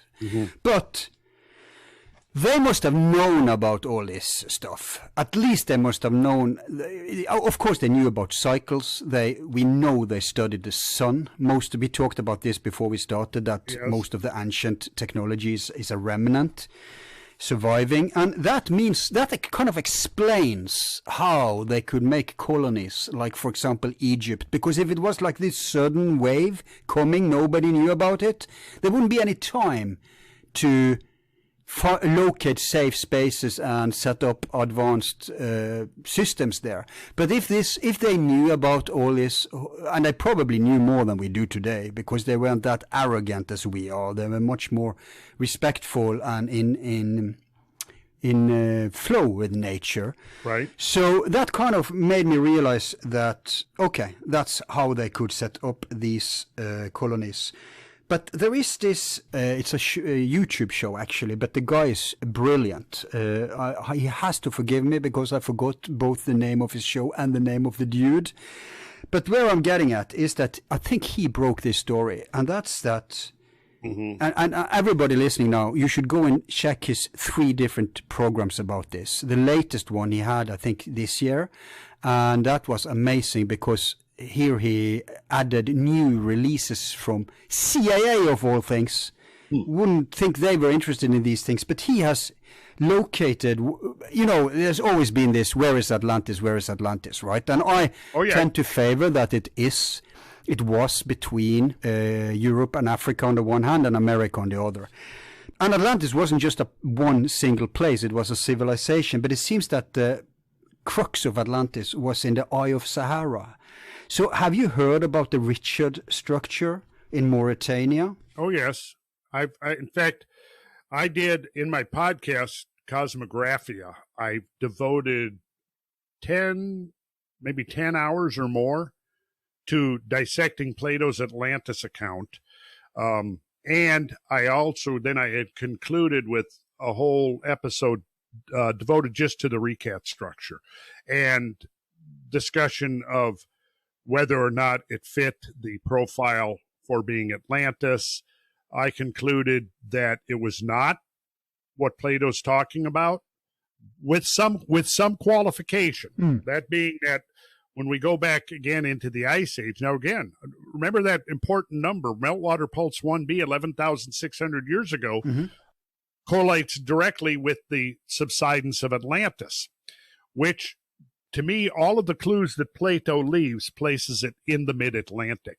Now, here's something to keep in mind, and I pointed this out recently because a lady, Johanna James, did a 22-minute synopsis of my 10 hours of discussion about Plato's Atlantis, and she basically came, after listening to 10 hours, she was pretty much convinced that this was on the right path. And so basically Plato describes, a power coming out of the Atlantic. He's very clear on, despite the fact that people have questioned whether the Straits of Gibraltar are the Pillars of Hercules that he was talking about. I think it's clear from the context of his dialogues that they are, yeah. Yeah, and the locals agree. I was in Gibraltar just a couple of months ago. Okay. They pride themselves of being that specific place, but go on. They're not going to like somebody come and say, hey, the Pillars of Hercules. That's not them. They were, somewhere else altogether. But so I think within the context of his narrative, it's clear that he's talking about an Atlantic power. He even says that this power came forth out of the Atlantic, and it was based on an island, and then later he describes how it's actually multiple islands. Exactly. It's not just one town. It's a huge. Right. If they were advanced, they would have a civilization. Right.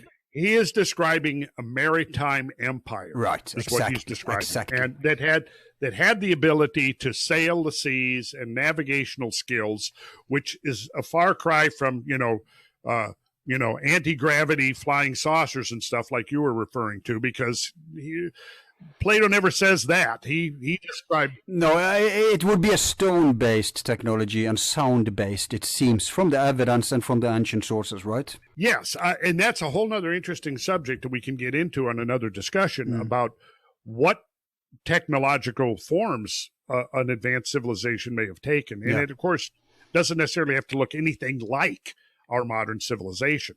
But what Plato describes is essentially a maritime civilization raised by an order of magnitude. You know, something along the lines of the Minoans or the Phoenicians, something like that, that had the ability to navigate at least the Atlantic Ocean. Now, we refer to the Atlantic Ocean, but you know, in Greek, the word for ocean is thalassa.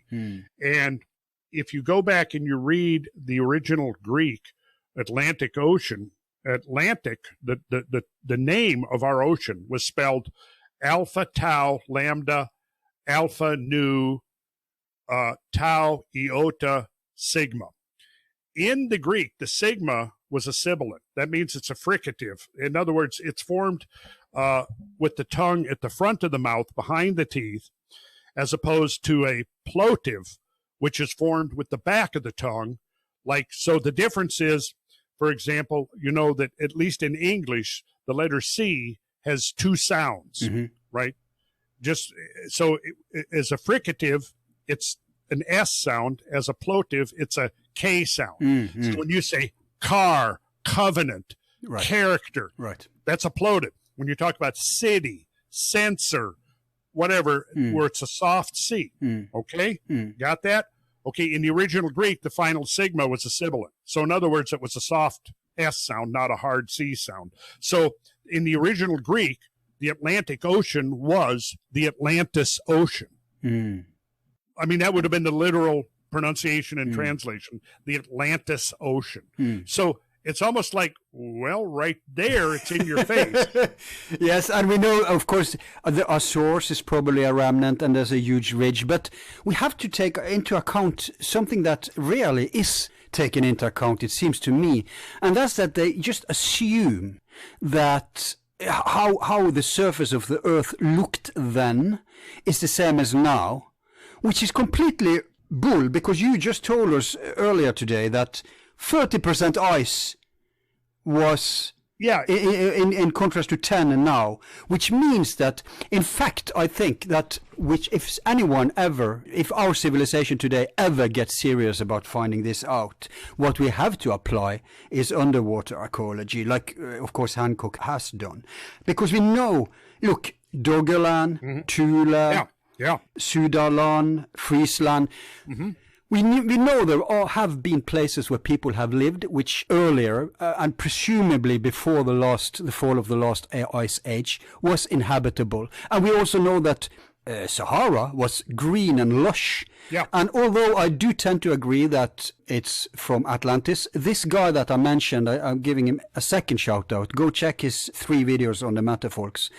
He makes a point of how it looked back then, and this would actually be a part of the Atlantic. It wouldn't be a part of Europe or Africa, when he shows the latest scientific evidence of how it would look back then.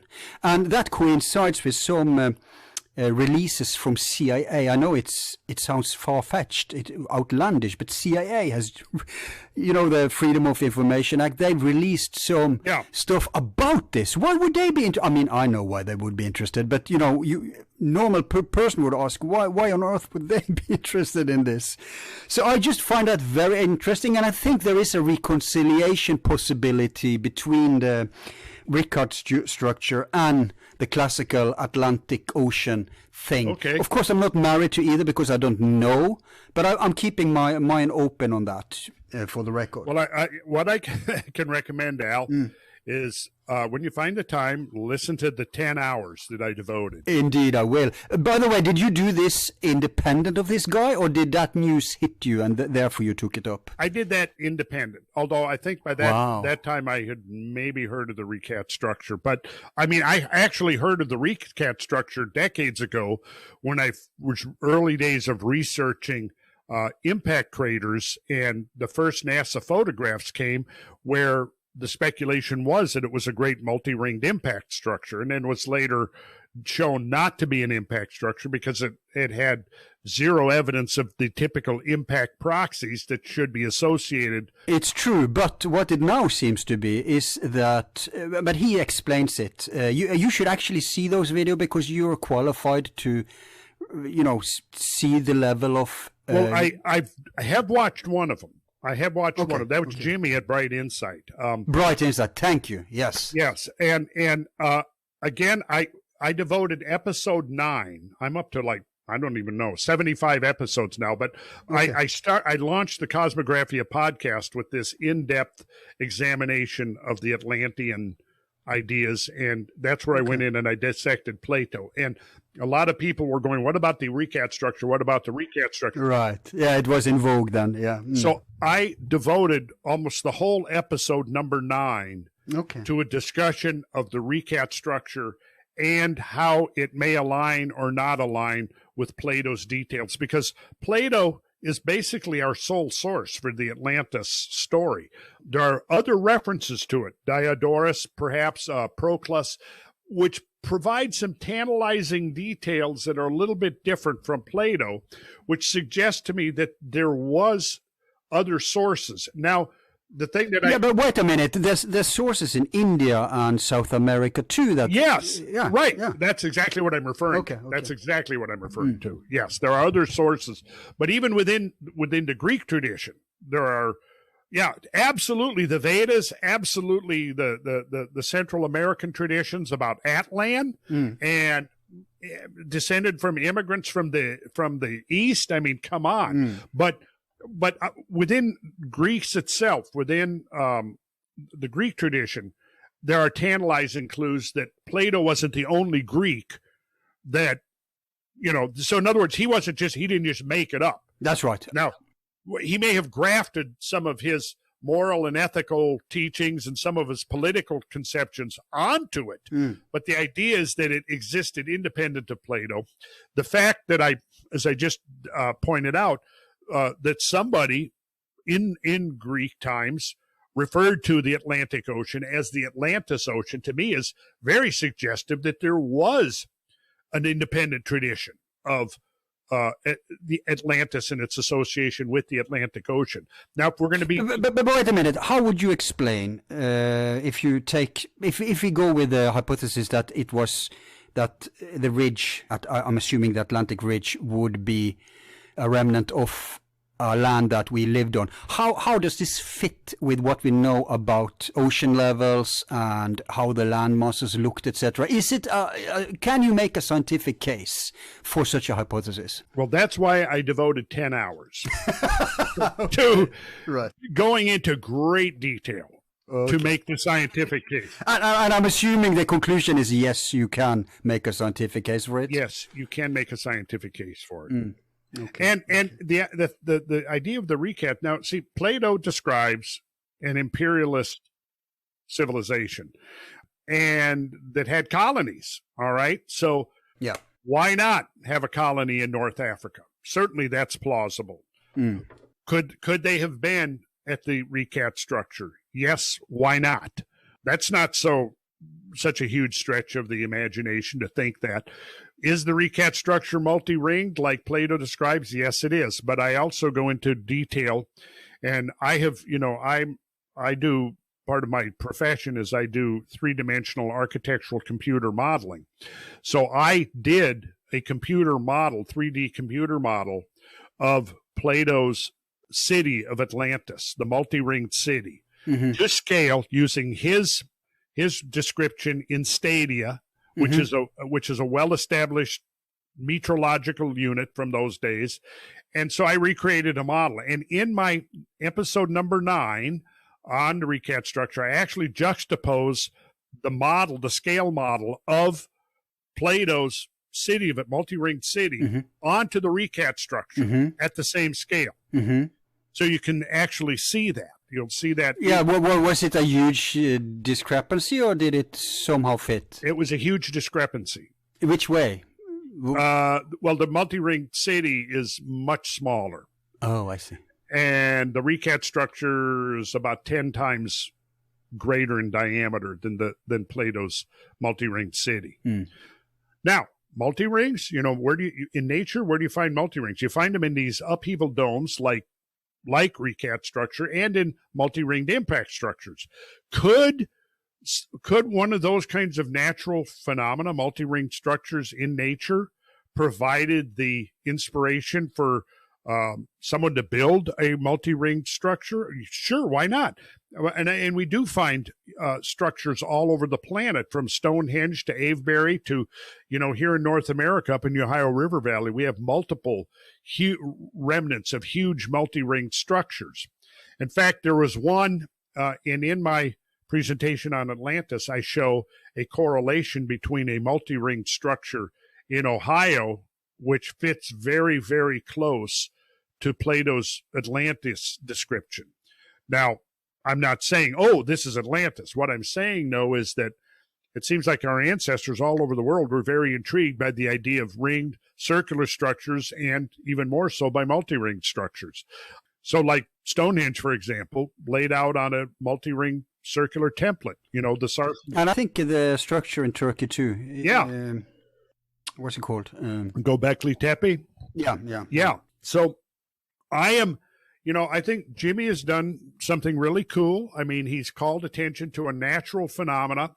He's made the argument that it was the basis for Plato's Atlantis, and it's caused a lot of people to be interested in that, and it generated a lot of discussion, which is a good thing. I don't think the fact that I have, I think, rebutted the idea that was Atlantis, I don't think it's created any animosity between. I've never met Jimmy, and I suspect I will. No, I mean, that would be ridiculous. He's like you. He's a truth seeker. In academia, yes, people take stuff personal. Right. But we are just trying to find out what's going on. Jimmy is, you are. I mean, we're on the same team, man. All right. But I take issue with the idea that our ancestors observed something fascinating and then imitated it. I mean, of course it could happen, but I think it was done for the concentric circles thing in their architecture. I think that was done for practical purposes and spiritual purposes. Just the same reason I think the pyramids were deliberately made like that, because of certain effects. We don't have time to get into that today, but next time we talk, we're probably going to touch ideas that conflates with what I'm hinting at, if you see what I mean. Sure. And I mean, interestingly, when you read Timaeus, I mean, what is the prologue to Timaeus? He's describing the myth of Phaeton. And what is Phaeton if it's not a cosmic impact? He says that this has the form of the myth, but it really refers to, in fact, I can even read you the quote directly from Plato. Here it is. This is the elderly Egyptian priest talking to Solon. He says, there's a story which even you have preserved, that once upon a time, Phaeton, the son of Helios, having yoked the steeds in his father's chariot, but because he was not able to drive them in the path of his father, burned up all that was upon the earth, and was himself destroyed by a thunderbolt. Now, this has the form of a myth, but it really signifies a declination of the bodies moving around the earth and in the heavens, and a great conflagration of all things upon the earth, recurring at long intervals of time. Now, that is pretty explicit. When you're talking about a declination of bodies moving around the earth and in the heavens, I think you're talking about physical bodies, asteroidal material, cometary material, orbiting. In fact, it's likely that the Tunguska object that exploded over Siberia in 1908 was, for a short while, a satellite of the Earth. Wow. And then was drawn in eventually. So we had two moons. Yes, although the Tunguska object obviously was much, it was like a speck. Well, if it was closer, it could probably look big enough, if you see what I mean. Well, yeah, it could have. The thing was that when it did show up, though, it was only visible for a very short period of time as it's penetrating the atmosphere. But what does short period of time mean in this perspective? 10 seconds to half a minute. Oh, that is a short time. Yeah, because the people it came out of the sky like a flash. People were, people 30 miles away from, this object enters the atmosphere. It's about 150 feet in diameter, which is, maybe about roughly 50 meters. It's roughly 50 meters in diameter. Oh, okay. That's small. Yeah, but it's moving super fast. It penetrates the atmosphere and it explodes with the energy of a 15 to 20 megaton hydrogen bomb. Jeez. 15 million tons of TNT were suddenly released into the Earth's atmosphere. The important thing to understand about that Tunguska event is it didn't strike the Earth itself. It didn't actually create a crater in the Earth. It exploded in the atmosphere, roughly 5 miles altitude. Oh, wow. And the shock wave extended out about 20 to 25 miles in every direction. It ultimately blew down over 800 square miles, which would be about 2,400 square kilometers of old-growth forest. Roughly, they estimate between 80 and 90 million trees. Old growth, big. So there's no crater up there in Tunguska? Not in the classic sense, no. Oh, okay. No, there isn't. Okay. There is a lake that it's controversial. It may have been produced by a secondary object or a piece of the Tunguska object that spalled off during its entry into the atmosphere and actually did strike the ground. But for the most part, no, there's not a crater in the classical sense, like a big hole dug in the ground, because of the fact that it blew up in the atmosphere. What it did leave was this legacy of blown down trees, 80 to 90 million huge trees blown down in a matter of seconds. And there were not a lot of people there. There's no confirmed immediate deaths. Oh, I think there was an electromagnetic pulse too, wasn't it? Like 10x or what they call it. Yes. Now, see, there was a whole host of secondary consequences of this event, including a seismic response, about 5.6 on the Richter scale. Right. A seismic tremor passed through the Earth. Yeah. And consistent with some of the electric universe theories, there were, as this thing is entering in, there were massive lightning bolts discharging as the thing penetrates the atmosphere. But this would be the voltage potential between the object and the Earth. There was also probably a gaseous component that, because if it was a part of the Taurid system, there was it was originally a comet, so it may have had volatile gases associated with it. And for the month following the event, there were really vivid, brightly lit nights all over Europe and Scandinavia. You could go back. We used to it from the Borealis, you know. Right, but this is a different phenomena. See, there was no connection with the Borealis. Now, there may have been Borealis at the time, but that wasn't what was causing it to be so bright at midnight that you could be outside reading newspapers. And of course, right. Yeah. They must have thought the world was coming to an end. Well, the people in the Tungusi people who lived in that area, yes, they thought it was the end of the world. No, I mean, like normal Europeans, if you can read a newspaper in the middle of the night, they must. Did they understand? Did they know back then what happened? No, they had no idea what it was. So the end is nigh. I imagine some of them might have thought that. Others might have thought, because it wasn't a particularly. Now if it went dark during the middle of the day, that would be one thing. But having the light at night, man, I don't know how people reacted to it. That's interesting. Other than that, there were people out at midnight reading newspapers. Yeah. But yeah, so the point is there was a whole host of secondary consequences to the Tunguska event, including genetic alterations within the plant life of the impact, which brings up a whole host that leads us into the realm of exobiology, which could be saved for another topic. But so Plato pretty much he describes what I think in his reference to the myth of Phaeton. I think that Phaeton describes I think a comet, refers to a comet. In fact, several of the ancient commentators thought that that's what it was actually referring to, that the myth of Phaeton. Yeah, the commentaries of Proclus on the Timaeus of Plato in 5 books.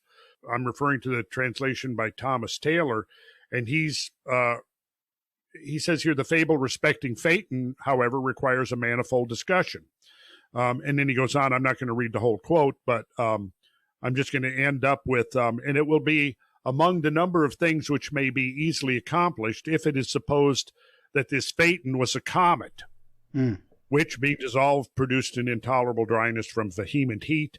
For this supposition is generally adopted. Porphyry, therefore, says that certain signs may be assumed from the motion of comets. And so here's an ancient reference to the myth of Phaeton which is directly referring to the idea of the myth of Phaeton being based upon an actual phenomenon, a cometary encounter, an encounter between Earth and a comet.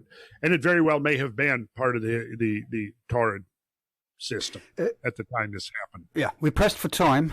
I know you have to go soon. Yeah, it's true. Can you afford, before we pitch your stuff, websites and stuff, can you afford one more question? I can. Mm-hmm. So, you mentioned Velikovsky was big on astronomy, archaeology, geology, paleontology, even mythology, but he didn't do too much anthropology, I think, which Cremo, of course, has done a lot of. Yeah. But if we want to understand this thing, I'm coming back to the underwater things, because you said it yourself, Atlantis was a coast culture, as most are, even today. The most advanced places are by the sea, and the more rural stuff is more traditional. Mm-hmm. So we must assume that in this period, especially after the big one in 12.5 or 11.5 or whenever it was before our time, we must assume that there will be abundance of evidence submerged. For example, they found in the Baltic Sea, have you heard about this? The Baltic Sea structure? Yes. Which is a stone phenomenon that it went completely black. NATO, suddenly, after all the hula hoop and huzzah around it, NATO came in and took over and forbid everyone to go there, and had the official story was that they had a military drill there. And after that, it's gone black. The divers, I've tried to get them on. They don't seem to give interviews anymore. But be that as it may, it's just one example of many. I know Hancock favors several zones around the world, and we have the alleged pyramid outside of Cuba. Do you have you made a model yourself, or have you seen any believable model of how the Earth may have looked in terms of landmass and ocean before? Oh, yes. The huge one? Oh, yes. In fact, I have in my presentations, I've got digital relief maps where I show, for example, where the Ice Age coastlines would have been. And like you just said, during the Ice Age, and even when we look at the rise of modern civilization, we see the first urban complexes tend to be along coastlines, because the urban complexes arise because they are integrated into a series of trade networks, right? Yeah. Well, so these trade networks can be overland, but they also can be port cities. So when you think of the fact that during the Ice Age, coastlines of the world were dramatically different than now. Yeah. So a map of the Earth drawn from, say, 15,000 years ago would look very different. I mean, if you look at North America and Asia were a single continental mass, for example. The Bering Land Bridge was not just a narrow little isthmus. It was a vast, huge amount of land, more than the size of Alaska, that integrated North America with Asia. But yeah, so, and you know, the British Isles didn't exist as isles. They were part of well, you mentioned Doggerland, you know, yeah. So the North Sea didn't exist. The North Sea was part of it was covered by glaciers, and the other part was inhabited by great megafauna. So, yeah, and that's the oil we are earning money on today. Is obviously the remnants of the organic life that was there then. At some point, that the organic life that was there at some point, unless of course you accept the abiotic hypothesis of gold, but that's another discussion. But yeah, so the point being is that I think most of the major community complexes that would have evolved during the Little Ice Age would have been on coastlines. Not Little Ice Age, during the Great Ice Age would have been on the coastlines and even in river valleys. And one of the things I've gone into great detail on my podcast is a discussion of the concept of the underfit river, which is that modern rivers are flowing in channels that are orders of magnitude too big for the river that's flowing in them. And there's already a movement now towards the realization that these large channels were not cut over millions of years of gradual erosion, but were created during huge fluvial events, hydrological events that carved them in one or a small series of cataclysmic episodes, and that the modern rivers just naturally occupy these ancient channels from these gigantic floods. Well, if you had a civilization, if you had a city, a village, anything in one of these river valleys, it's going to be completely gone. There's not going to be any trace of it. Right. Secondly, if you have a city along the coastline, it's now going to be 400 feet underwater. And if there's any cataclysmic component to the rise of sea level, which I think that it was, we know already that just the modern surf can be highly erosive.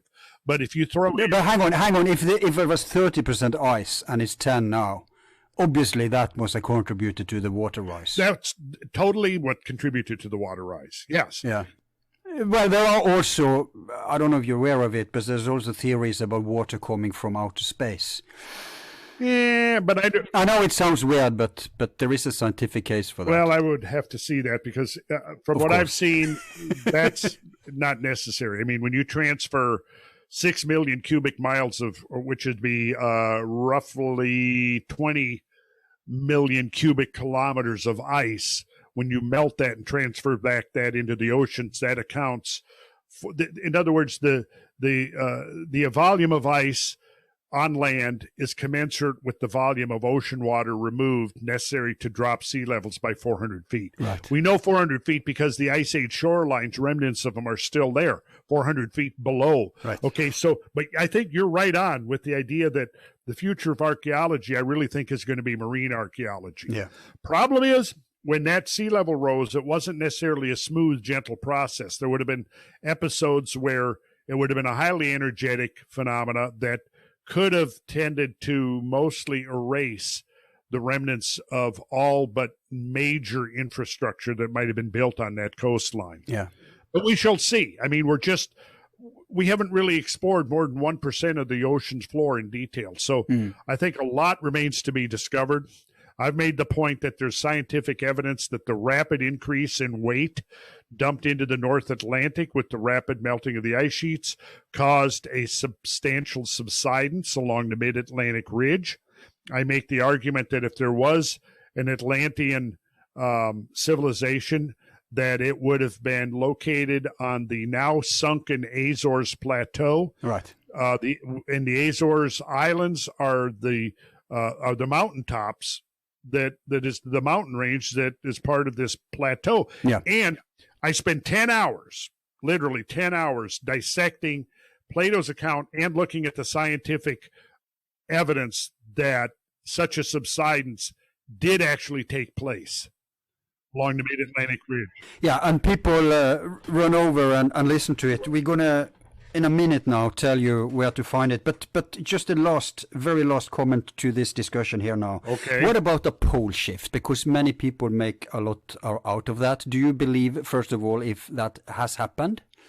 And if it happened, could anyone really survive such a dramatic thing? Well, as far as pole shift, I have a very qualified conception of the pole shift, which is complicated. I don't know if I can get to it in a minute. You can't, but you can give us the conclusion. The conclusion is... And we'll just take your word for how you got there. Okay. My work is based upon that of Charles Hapgood, who wrote a book. Ah, right. Yeah, okay. Path of the Pole, and he talks about... and he wrote this book. It was published, even the first version of it was published before plate tectonics and continental drift was an accepted theory of geology. But basically, what I would argue is that there could have been a period of accelerated continental movement, primarily as the result of this gigantic redistribution of surface mass on the geoid, which would require lateral movement of the continental of the continental cratons, in addition to vertical movement. So it's complicated geophysics, but what I would argue is that if there is any kind of a pole shift, it comes as a consequence of these geophysical events, not as the trigger. And right. Because there definitely needs to be readjustment of the continental masses, as a result of this. See, and I said 24 quadrillion tons. That's only the Atlantic. That's not even a third of the total volume or mass of material transferred from the continents back into the ocean basins. This transfer of material requires a response. The term would be rheology, which is a term used in geophysics to describe the distribution of mass within the volume of the Earth.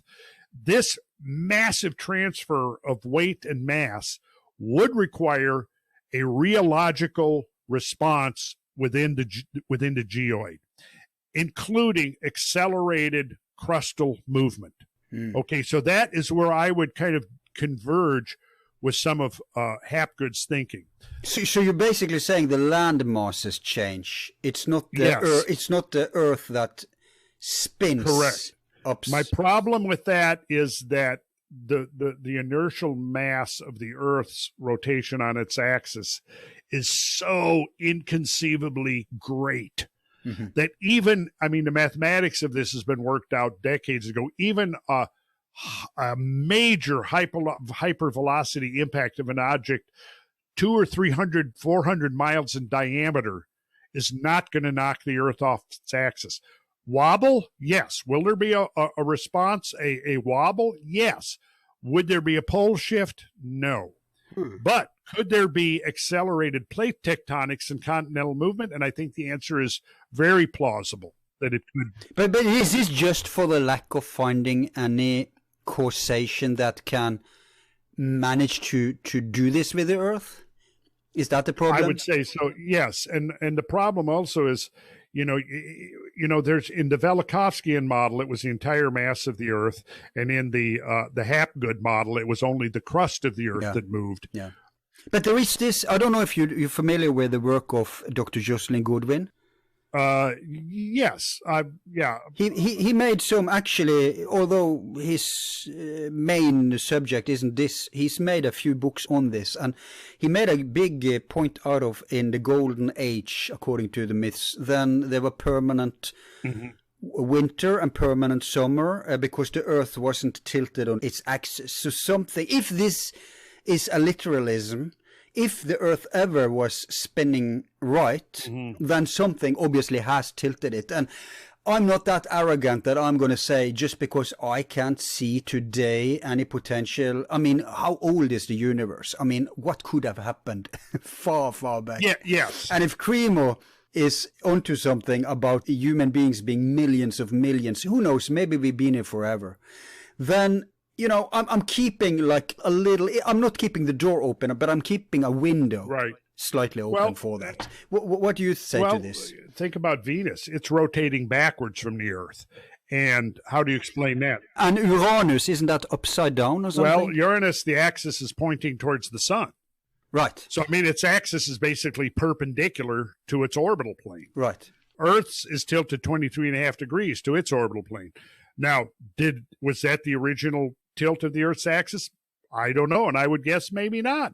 But it's very difficult within the laws of physics to explain how Venus is spinning backwards unless you flip the whole damn planet upside down. Right. You know, and so again, what happened in the early days of the solar system? It's hard to say. You know, there's the theory of this great bombardment episode that must have happened in the inner solar system because look, the Maria. Yeah, the exploded planet hypothesis, right? It could be that. It could be that. Yes, I mean it could be that the exploded planet hypothesis. It could be what caused the Great Maria on the near side of the moon, a tremendous bombardment episode. Right. Again, maybe something. And this, of course, is purely speculative. Of course, you know, something we're having fun. Passing through. Yeah, something passing through the solar system. And you know what we now know about some of these objects, the bigger ones, they're oftentimes not isolated. They have a whole entourage of debris that's moving along with them. So you might have a huge object. Let's hypothesize a huge object passing, even like maybe a dwarf star passing in the vicinity of the solar system. Something that could have finished off the dinosaurs, for example. Something... Well, yeah. Now, okay, so there's evidence that at the KT boundary, there was a series of multiple impacts. Indian scientists have discovered what they think is a big impact crater on the floor of the Indian Ocean that they call Shiva. The Chicxulub impact structure under the Yucatan Peninsula is pretty much proven to be impact now, and that was a huge impact. And what about the fact that Antarctica had green stuff going on once upon a time? Yeah. It shows that something must have happened. I don't know if it's a tilt or if the landmass, but the poles have probably not been the same forever. Correct. Now, mainstream science accepts the fact that the continents are moving around with respect to the poles. And, of course, the standard explanation for a temperate Antarctica would be that at one point Antarctica was closer to the equator and slowly drifted to its present position. Now, that's the standard model. Or could it also mean that the entire planet was so warm that Antarctica still at the South Pole but had a temperate climate? I don't know the answer to that question, Al. But if we do this again, I'll try to have all of these answers. Well, I don't know if we're going to revisit, but a yes/no question would be: would human beings survive a pole shift, either if it's just a landmass or if it's the entire planet? Oh, I think so. I think that. Okay. Yeah, I think so. I mean, it all depends upon the rate of the pole shift. But wouldn't it be like hurricanes? I've read about how it would be to experience it. It seems insane to survive something like that. Well, I think that all of the phenomena that would be now associated with a pole shift can also be explained by means of hypervelocity impacts. Hypercanes that are 1,000 miles in diameter with wind speeds up to 600 miles an hour are plausible. Again, you've got to ultimately have some kind of an energy dumped into the system. And I come down to either impacts or the sun or a combination of both. Yeah. I have, like Graham Hancock, I've migrated away from pole shift theories with the caveat that I just explained, is that I think it's very plausible that you had a period of accelerated plate tectonics in the aftermath of this inconceivably huge redistribution of surface mass. And at the survival end, we have to look to the dozens of cave systems around the world. Yeah. Well, their evidence, I'm not so up on the recent studies in Europe, but in North America, there was the Clovis culture that was quite prolific, that rapidly and suddenly disappeared at the Younger Dryas boundary 12,900 years ago. That's right. You discussed it on Joe Rogan show, didn't you? Yeah, I think I did. I seem to recall. Right. Yeah. Now, bear this in mind. Over a very short period of time, of a couple of thousand years, half of all of the great megafaunal species on Earth did not survive. Right. Now, a megafaunal species is anything greater than about 44 kilograms, which is about 100 pounds in body weight. So if you do a census of all of the megafaunal species alive on the planet during the Ice Age, it was almost double the number of species alive today that are over 44 kilograms in body weight. So half of the megafaunal species on Earth were decimated to the point where they went extinct. Now, the surviving species would not have come through an event like that unscathed. They were undoubtedly dramatically reduced in numbers, but the population was viable enough that they were able to recover, which can be a fairly rapid process, especially for the smaller species that have a rapid intergenerational turnover time. But for the large species, the mammoths and the giant ground sloths and the woolly rhinos and the saber-toothed cats, and the list goes on and on and on, they didn't make it. No, I mean, we have mammoths with undigested grass in the belly. So something happened overnight. That's something, yes. But would it be easier to be a sea creature in such a scenario, or worse? During the last ice age, yes, it would have been the extinction percentage of marine animals was much, much lower than for terrestrial animals during this transition. So, yeah, it would have been much easier for a marine-based species to survive. Absolutely. Okay. Good for the whales out there and the dolphins. Maybe they will take over after the next cataclysm. But let's now give a shout out to your stuff. So you mentioned frequently a podcast, but digging up your stuff, it seems to me that you're doing several podcasts. Clear this up. Well, I'm just doing one. Cosmographia is I frequently will do podcast interviews with other podcasters like I'm doing with you. But my own podcast is called Cosmographia with a K. And the simplest thing is just go to randallcarlson.com. I tried to make it easy just by using my name. Go to randallcarlson.com. You'll find all of the links there of anything and everything that I'm doing. But primarily the podcast, my own podcast, is Cosmographia. And I get into, it's based upon the term cosmography, which was, during the Renaissance times, this was the attempt to understand all of the physical and energetic and spiritual parameters of the world. So it encompassed geology, astronomy, cartography, geography, those kinds of things.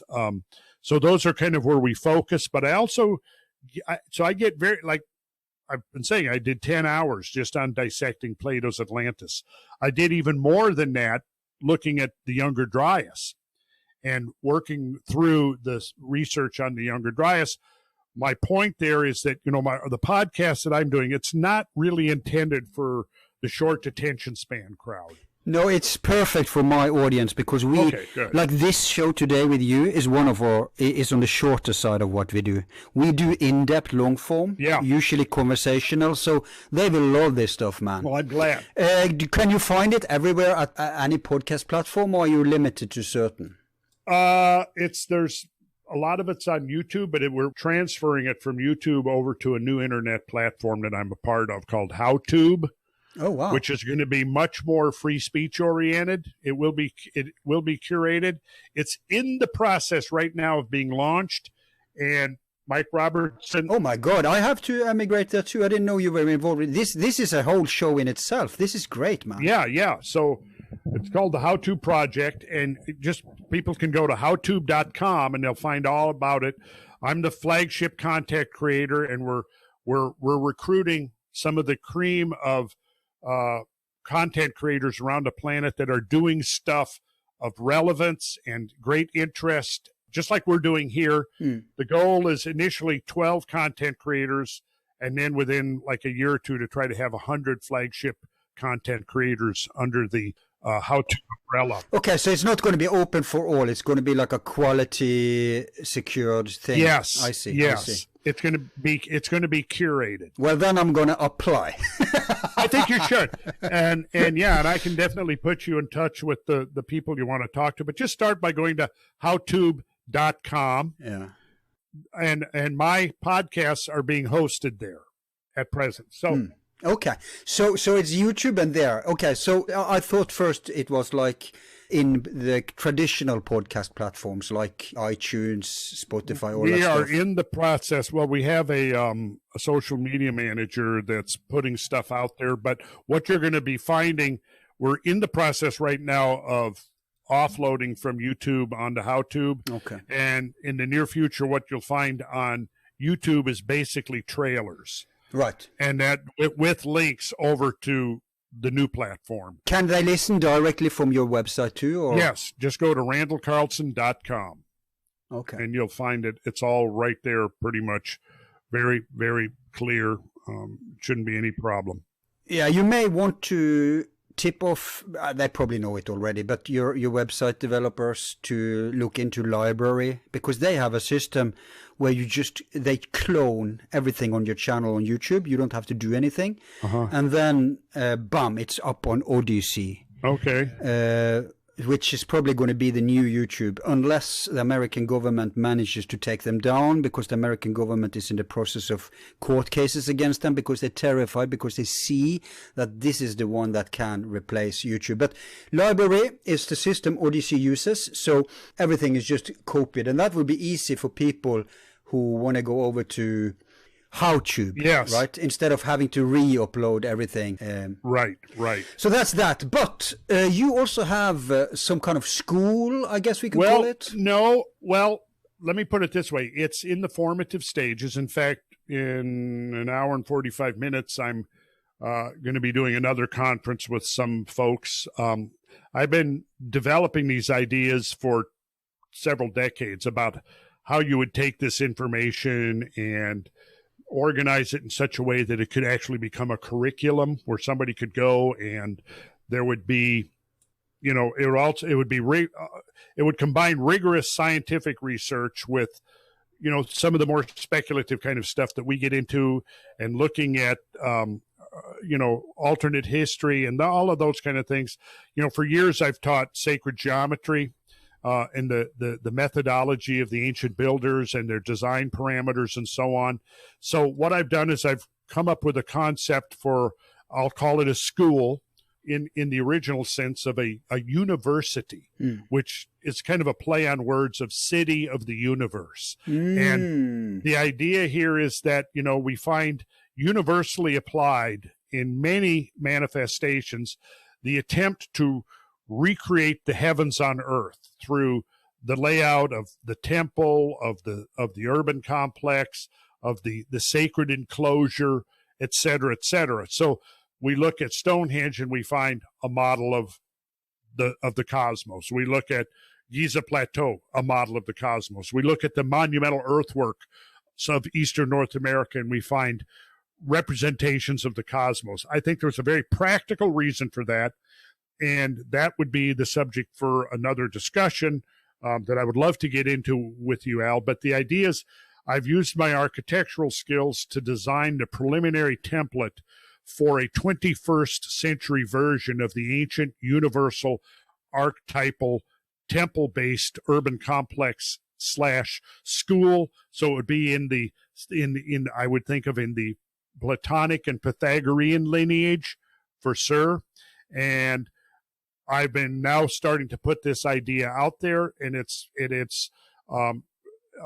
evolved to the point now where there's a group of people raising money, and we're actively looking for properties that could be developed using the ancient principles, but again, adapted to a 21st century environment. Right. And the website, and the project is called Sacred Geometry International, right?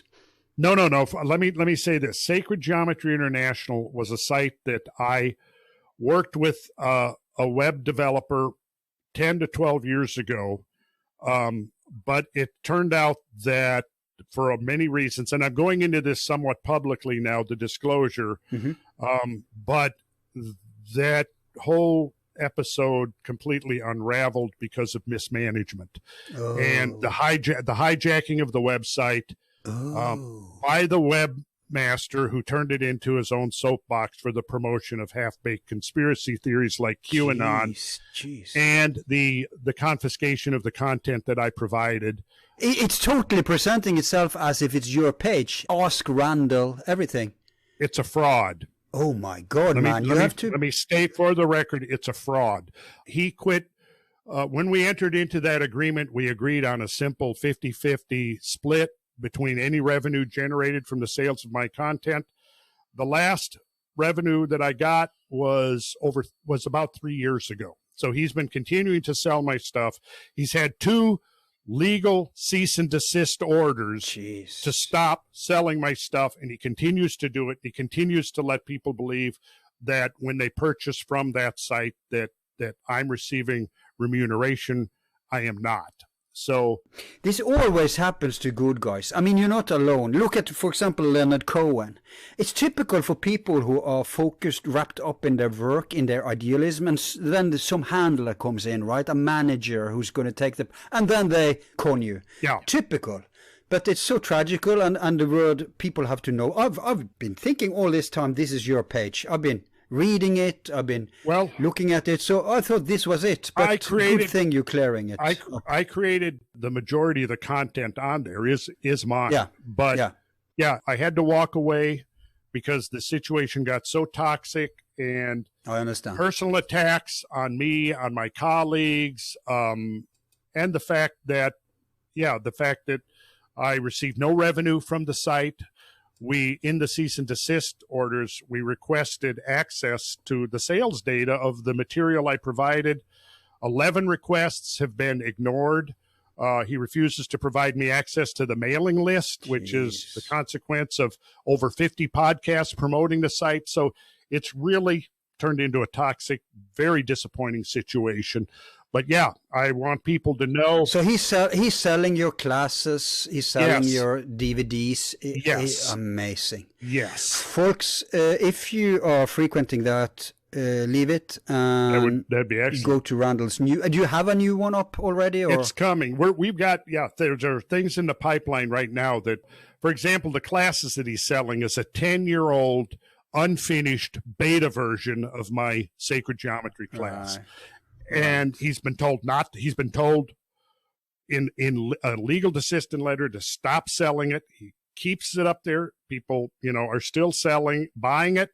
Although I think that that people are finding out that I'm no longer part of that website and that I'm not receiving any revenue, and all of the money is going to this guy. And Ask Randall, even that's a ghostwriter, obviously, then. So well, if there's anything that's been responded there within the last 3 years, then that's fraud. It's not me. But let me ask you this. You're familiar with the book, A Beginner's Guide to Constructing the Universe, right? Oh, yeah. Yeah. So, Michael, Schneider. So, Schneider, right. Because when I'm judging your geometry stuff from this site, Sacred Geometry International, it's a huge focus on the phenomenons, the outer stuff. But the inner stuff, if you put it like that, the esoteric aspect, like understanding the soul of the geometry, not just the practical applications, but the meaning of it. Is that a focus in your school too? Well, it's clearly a part of it, yes. And, even in the Platonic sense, in Timaeus, Plato gets into the cosmological and spiritual significance, for example, of the five solid, the regular polyhedra, that have, because of his writings on them, have come to be called the Platonic solids. Yeah. So absolutely. In fact, one of the things is I list the criteria of the people that I would like to invite to be involved. I list right at the top a spiritual orientation to life. Because, as a Freemason, one of the things that I had to affirm was that I believed that there was a higher creative intelligence, a divine intelligence, a creative power, however you want to envision it. Yep. Within Freemasonry, it's anthropomorphized as the great architect of the universe who utilizes geometry to create the worlds, to create the manifested universe. In my classes and workshops that I did on geometry, sacred geometry, my emphasis was on the practical, because I was trying to reach out to, and a lot of the people that took my classes and workshops, I had a lot of architects, designers, people doing crafts. I had stained glass window makers, I had quilters, I had furniture makers, I had artists. Right. So there was that kind of emphasis, how to use it. But I used to say at the beginning, well, there's two parts of this, the why and the how. The why, we get into, why is this important? What is the connections between geometric form in the outer world and what's going on in consciousness? What's going on in the inner world of spirit and so on? So, I absolutely get into that. I wouldn't say that that's the primary emphasis, because I feel that when people take these methods and they apply them and to begin to use them and begin to see how these principles are actually embodied in themselves and in the world around them, they're going to gain a deeper appreciation of the ultimate. That's right. Yeah. You don't have to read yourself to the answers. When you're starting to unravel these threads, these patterns around us, it will trigger illumination. So I'm all with you on that approach. That's brilliant, man. Great. But you know what? We are going to go into that next time we talk. Okay, so good. I think we can call it a day now. Well, let's see here. Yeah, it's 6:21 Eastern Standard Time. It's been 3 hours. Yeah. 3 hours. God, time flies. Let's see. We started at about 3:30, and it's okay. About 2 hours and 45 minutes, maybe, something like that. But yeah, but that's what my guests experience. They come here thinking they will be here for 1.5 hours, and then after 3 hours, they say the same as you. Oh my God, time has flown. And I still feel we have just poked the surface of the subject matter. So, you know. Oh, absolutely, we have. Yeah, we have. But now they know they can go to your 9 hours to go deeper. So that's good. Right. Well, I have actually. What have we got? 75 episodes, and each of one of them is about 2 hours. We're looking at about 150 hours of stuff. But do you interview folks, or is it just monologues? It's it's myself, my colleague Brad Young, and a couple of guys who live in Texas who helped me set up the podcast. So it's kind of a conversation between. I lead the conversation. Right. I pick the subject matter. It's visual as well as audio. You can download it either way, but I always rely a lot on visuals. I have maps and photos and video clips and charts and graphics, so I use all of that. Okay. But so now we managed to plug in everything you're involved in then, right? Yeah, yeah. Well, I'm doing another tour at the end of May, and then I'm going to be part of a conference in October. But RandallCarlson.com will basically is the gateway into anything else that's going on. Okay. And anything that's authorized can be accessed through there. Anything through sacred, because sacred geometry has not been updated, international has not been updated with any of my material now in over 3 years. So anything that's up there now, it's still valid, good stuff, but everything that's there that I created is going to be relocated to my new website. And that's in the process right now. Right. And, I hate to do this. I've never sued anybody in my life, but I'm probably going to have to take on some significant legal, go the legal route and get this thing stopped, because it can't go on like it is with people believing that's. Plus, the association with my reputation has suffered because people have seen some of the stuff that he's posting and thinking it's me. Yeah. No, I mean, it's better to sue him than to beat him up or to do black magic, right? So go for it, man. You got to do what you got to do. Yeah, I'll go the legal route. But already we're seeing the signs that the patronage is falling off. Right. Because I think people are finding out. Karma will also take care of him for sure. But good luck with not just your own project, but also the brand tube. The how tube. Really love how tube. Yeah. Really love the idea. I really hope. Well, check it out, Al. And after you've checked it out, if you have any questions, feel free to reach back out to me, and I can put you in touch with the CEO. He would probably be really thrilled to talk to you and about what you do. You know what? I'll invite him or some kind of market person on at a later point when there's something to show for, and we can give attention to the whole phenomenon. Excellent. Have a show on it. Excellent. Yeah. Because again, it's going to be very much about free speech. Yeah. And place a forum for dissenting views, for controversy. Like I said, it'll be curated. So, the idea is to keep it from just degenerating into a bunch of trash talk and name calling. The idea, though, is a free flow of ideas and information. You're right. So I'm proud to be part of it. Yeah, it sounds brilliant, man. So we wish you luck with that. And I have to thank you also for stretching your time. I guess you got engaged. So next time we're going to limit ourselves to the more spiritual aspects of these things. Okay, good. So you ever get over to this side of the ocean? Yes, before Corona, at least. Haven't been there since that hit. Well, of course, yeah. Well, if you ever get over this way, give me a shout. I don't know where you would be, but absolutely, man. But you live in Georgia, right? Yeah, I live in just outside of Atlanta, Georgia, for now. But like I said, once this, we're actively searching for land. We're looking in North Georgia mountains, Appalachian Mountains, Eastern Tennessee, right, Some guys are looking in Arizona near the Sedona area. A couple other people are looking at real estate. Speaking of that, if I go to America in the future, I may actually be popping up close to where you are. So I'll definitely come over and have a coffee with you if that happens.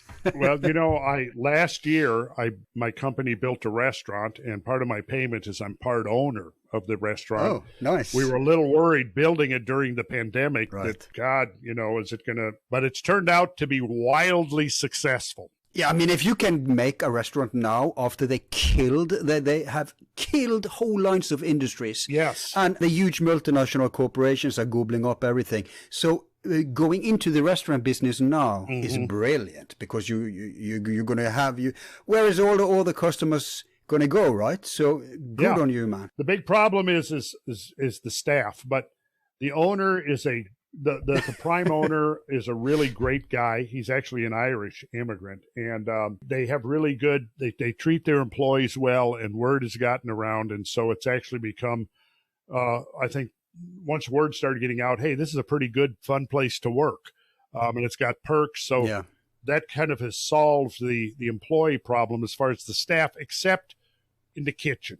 So they. Trying to find some trained cooks, but they're working on that as well. All I do is I built the place, and now I just go there. I eat there like 3 times a week. I've been in the restaurant business. Kitchen often has bad vibes, but if you can create a place like that with good vibes, it will automatically transfer to the customers. Yeah. It's an extra, I mean, good food, yes. Great architecture, as you, of course, know, also influences the atmosphere. Yep. But good vibes between the team, so important to, I think it even translates to the food, actually. Oh, yeah, absolutely it does. Yeah, having a toxic workplace is not conducive to a successful restaurant, I don't think. Exactly. Yeah. With one exception, Hell's Kitchen. Hell's Kitchen, okay, yeah. Anyway, Randall, I'll let you go. I know you have other stuff coming up. It's so great to talk with you. So that's it, Randall. Okay, yeah. So again, thank you so much for coming on the show. Oh, you're welcome, Al. I've enjoyed every minute of it. Perfect. Because I think this has been a very interesting conversation, and I think it would be, I'm definitely going to be recommending for people to listen to it. Cool. That's the synergy effect. Love it. Yes, right. Okay, God bless you, brother. So see you later then. Okay, Al. Yep. It's been great. Yep. So long, man. Bye-bye.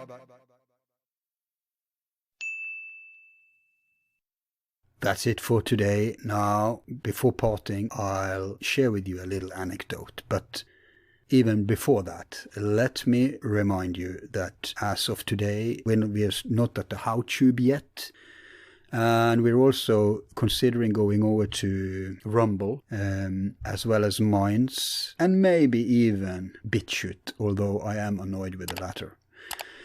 But as of today, you can find us, of course, at YouTube, but also at ODC, which I really recommend you check out. They're affiliated with Library. And everyone with YouTube channel will be able to get all their stuff converted to Library without having to re-upload it and then get it exposed on Odyssey. And like I mentioned in this show, the American government is trying to destroy Odyssey, which is so important that we then support them. And in the same process, they're also trying to crush crypto. So this is a war at multiple fronts. Having said that, you can also find us at all the podcast platforms. Yes, we use Podbean as host, but it doesn't matter. You can use the one you're usually used to. Just search for us where you get your podcasts. And remember to sub there and anywhere else you find us. Subscribing is the poor man's donation. And it actually is incredibly important in order to spread our shows and also for us to be able to monetize them. And, of course, getting important guests who otherwise may not give us the time of day because a sought-after person doesn't have the time to be interviewed everywhere and anywhere and has to choose how to get the message out to most people. So subbing will ensure that we get your favorite guests on and people who are worthy of conversing with. And remember, even if it's a person you've heard at many other places, they haven't gotten the forum treatment yet. Now, as some of you may know, I picked up from other shows. And by the way, speaking of other shows, if you enjoyed this today, remember we have many other shows in this series, and it's not going to be our last one either. We call the series Evidence for Antediluvian Civilizations. So if you go to that playlist, you'll find other worthy approaches to the same topic, as we believe it has to be enlightened from multiple angles, not just one discipline or type of research, or for that matter, just one type of theory. Now, as I was saying, you may have picked up elsewhere that I'm into collecting rare and obscure documents, especially from old esoteric orders and mystery schools. And I have one that 100 years ago claimed the following: that a planet exploded between Mars and Jupiter, which of course, as mentioned today, has been elevated into scientific scrutiny by Dr. Tom van Flandern, and that accounts for the extreme crater impact at one side of Mars, who of course got hit the hardest, and even our moon. Now, when that happened, at that point, Earth was not tilted. This was the golden age, and I suspect may have been around when the dinosaurs roamed the Earth, because Earth had a very different climate, much more stable, thicker, with huge creatures, and after that happened, it caused the tilt of the Earth. And indeed, Carlson did point out today that it needs a huge energy source to happen, although of course there's no way to know if that was the cause. But interestingly, they also claimed that there were humans living on both Mars and this exploded planet. Let's call it Ceres, because that's the largest chunk of it today. And that some of them managed to escape to Earth, which became a sort of an ark. And I think we also can infer from this that the people on Earth then, there was also people on Earth, that there are three different routes, because every human being on Earth today is the same species. But they may have had three different, and who knows if they were related. Maybe it was the same civilization colonizing all three planets, but nevertheless, three different kinds of genetic injections into the human race could explain the three main kinds of races of men that are roaming Earth today. So I'm not saying I believe this, but it is interesting that the more we uncover, the more scientific evidence that has been uncovered since this private publication has not debunked it, just increased the substantiation for it, to put it like that. Now, I noticed even the members back in the day didn't take this literal. It seemed, it's symbolic, blah, blah, blah. But how could they know? They didn't know enough science as we do today about circumstances that could make such a scenario plausible, although of course it's probably not a pure source. It may be degenerated or misinterpreted or whatever, but I find it highly interesting. And of course this huge water planet would also be a source of extra water flushing down to Earth. And now, if you've ever seen David Serida's Evidence, the Case for NASA UFOs, pretty well presented account for the Tether incident and some other related incidents that were recorded at NASA TV back in the day. Now, he makes a very good theoretical case for the science of anti-gravity, but that's not the point. In that show, he shares with us correspondence with one of the NASA tops. And amazingly, they admit that, Earth is bombarded with water droplets. Now, where does that come from? And if that happens today, when there's no objective source for it, if this is like a general phenomenon happening, what indeed would be the case when a huge water planet exploded so close to us? But like Randall said, we don't need it to explain the additional water, but it would indeed add insult to injury. Now, don't crucify me on these details. I'm just relating to you an exciting little story. Hope you enjoyed the show today. Thanks for tuning in and staying with us in these censoring times.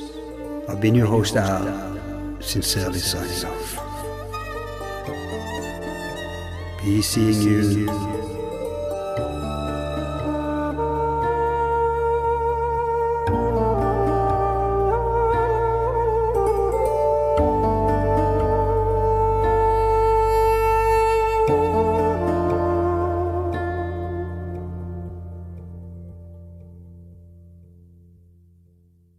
Who is number one?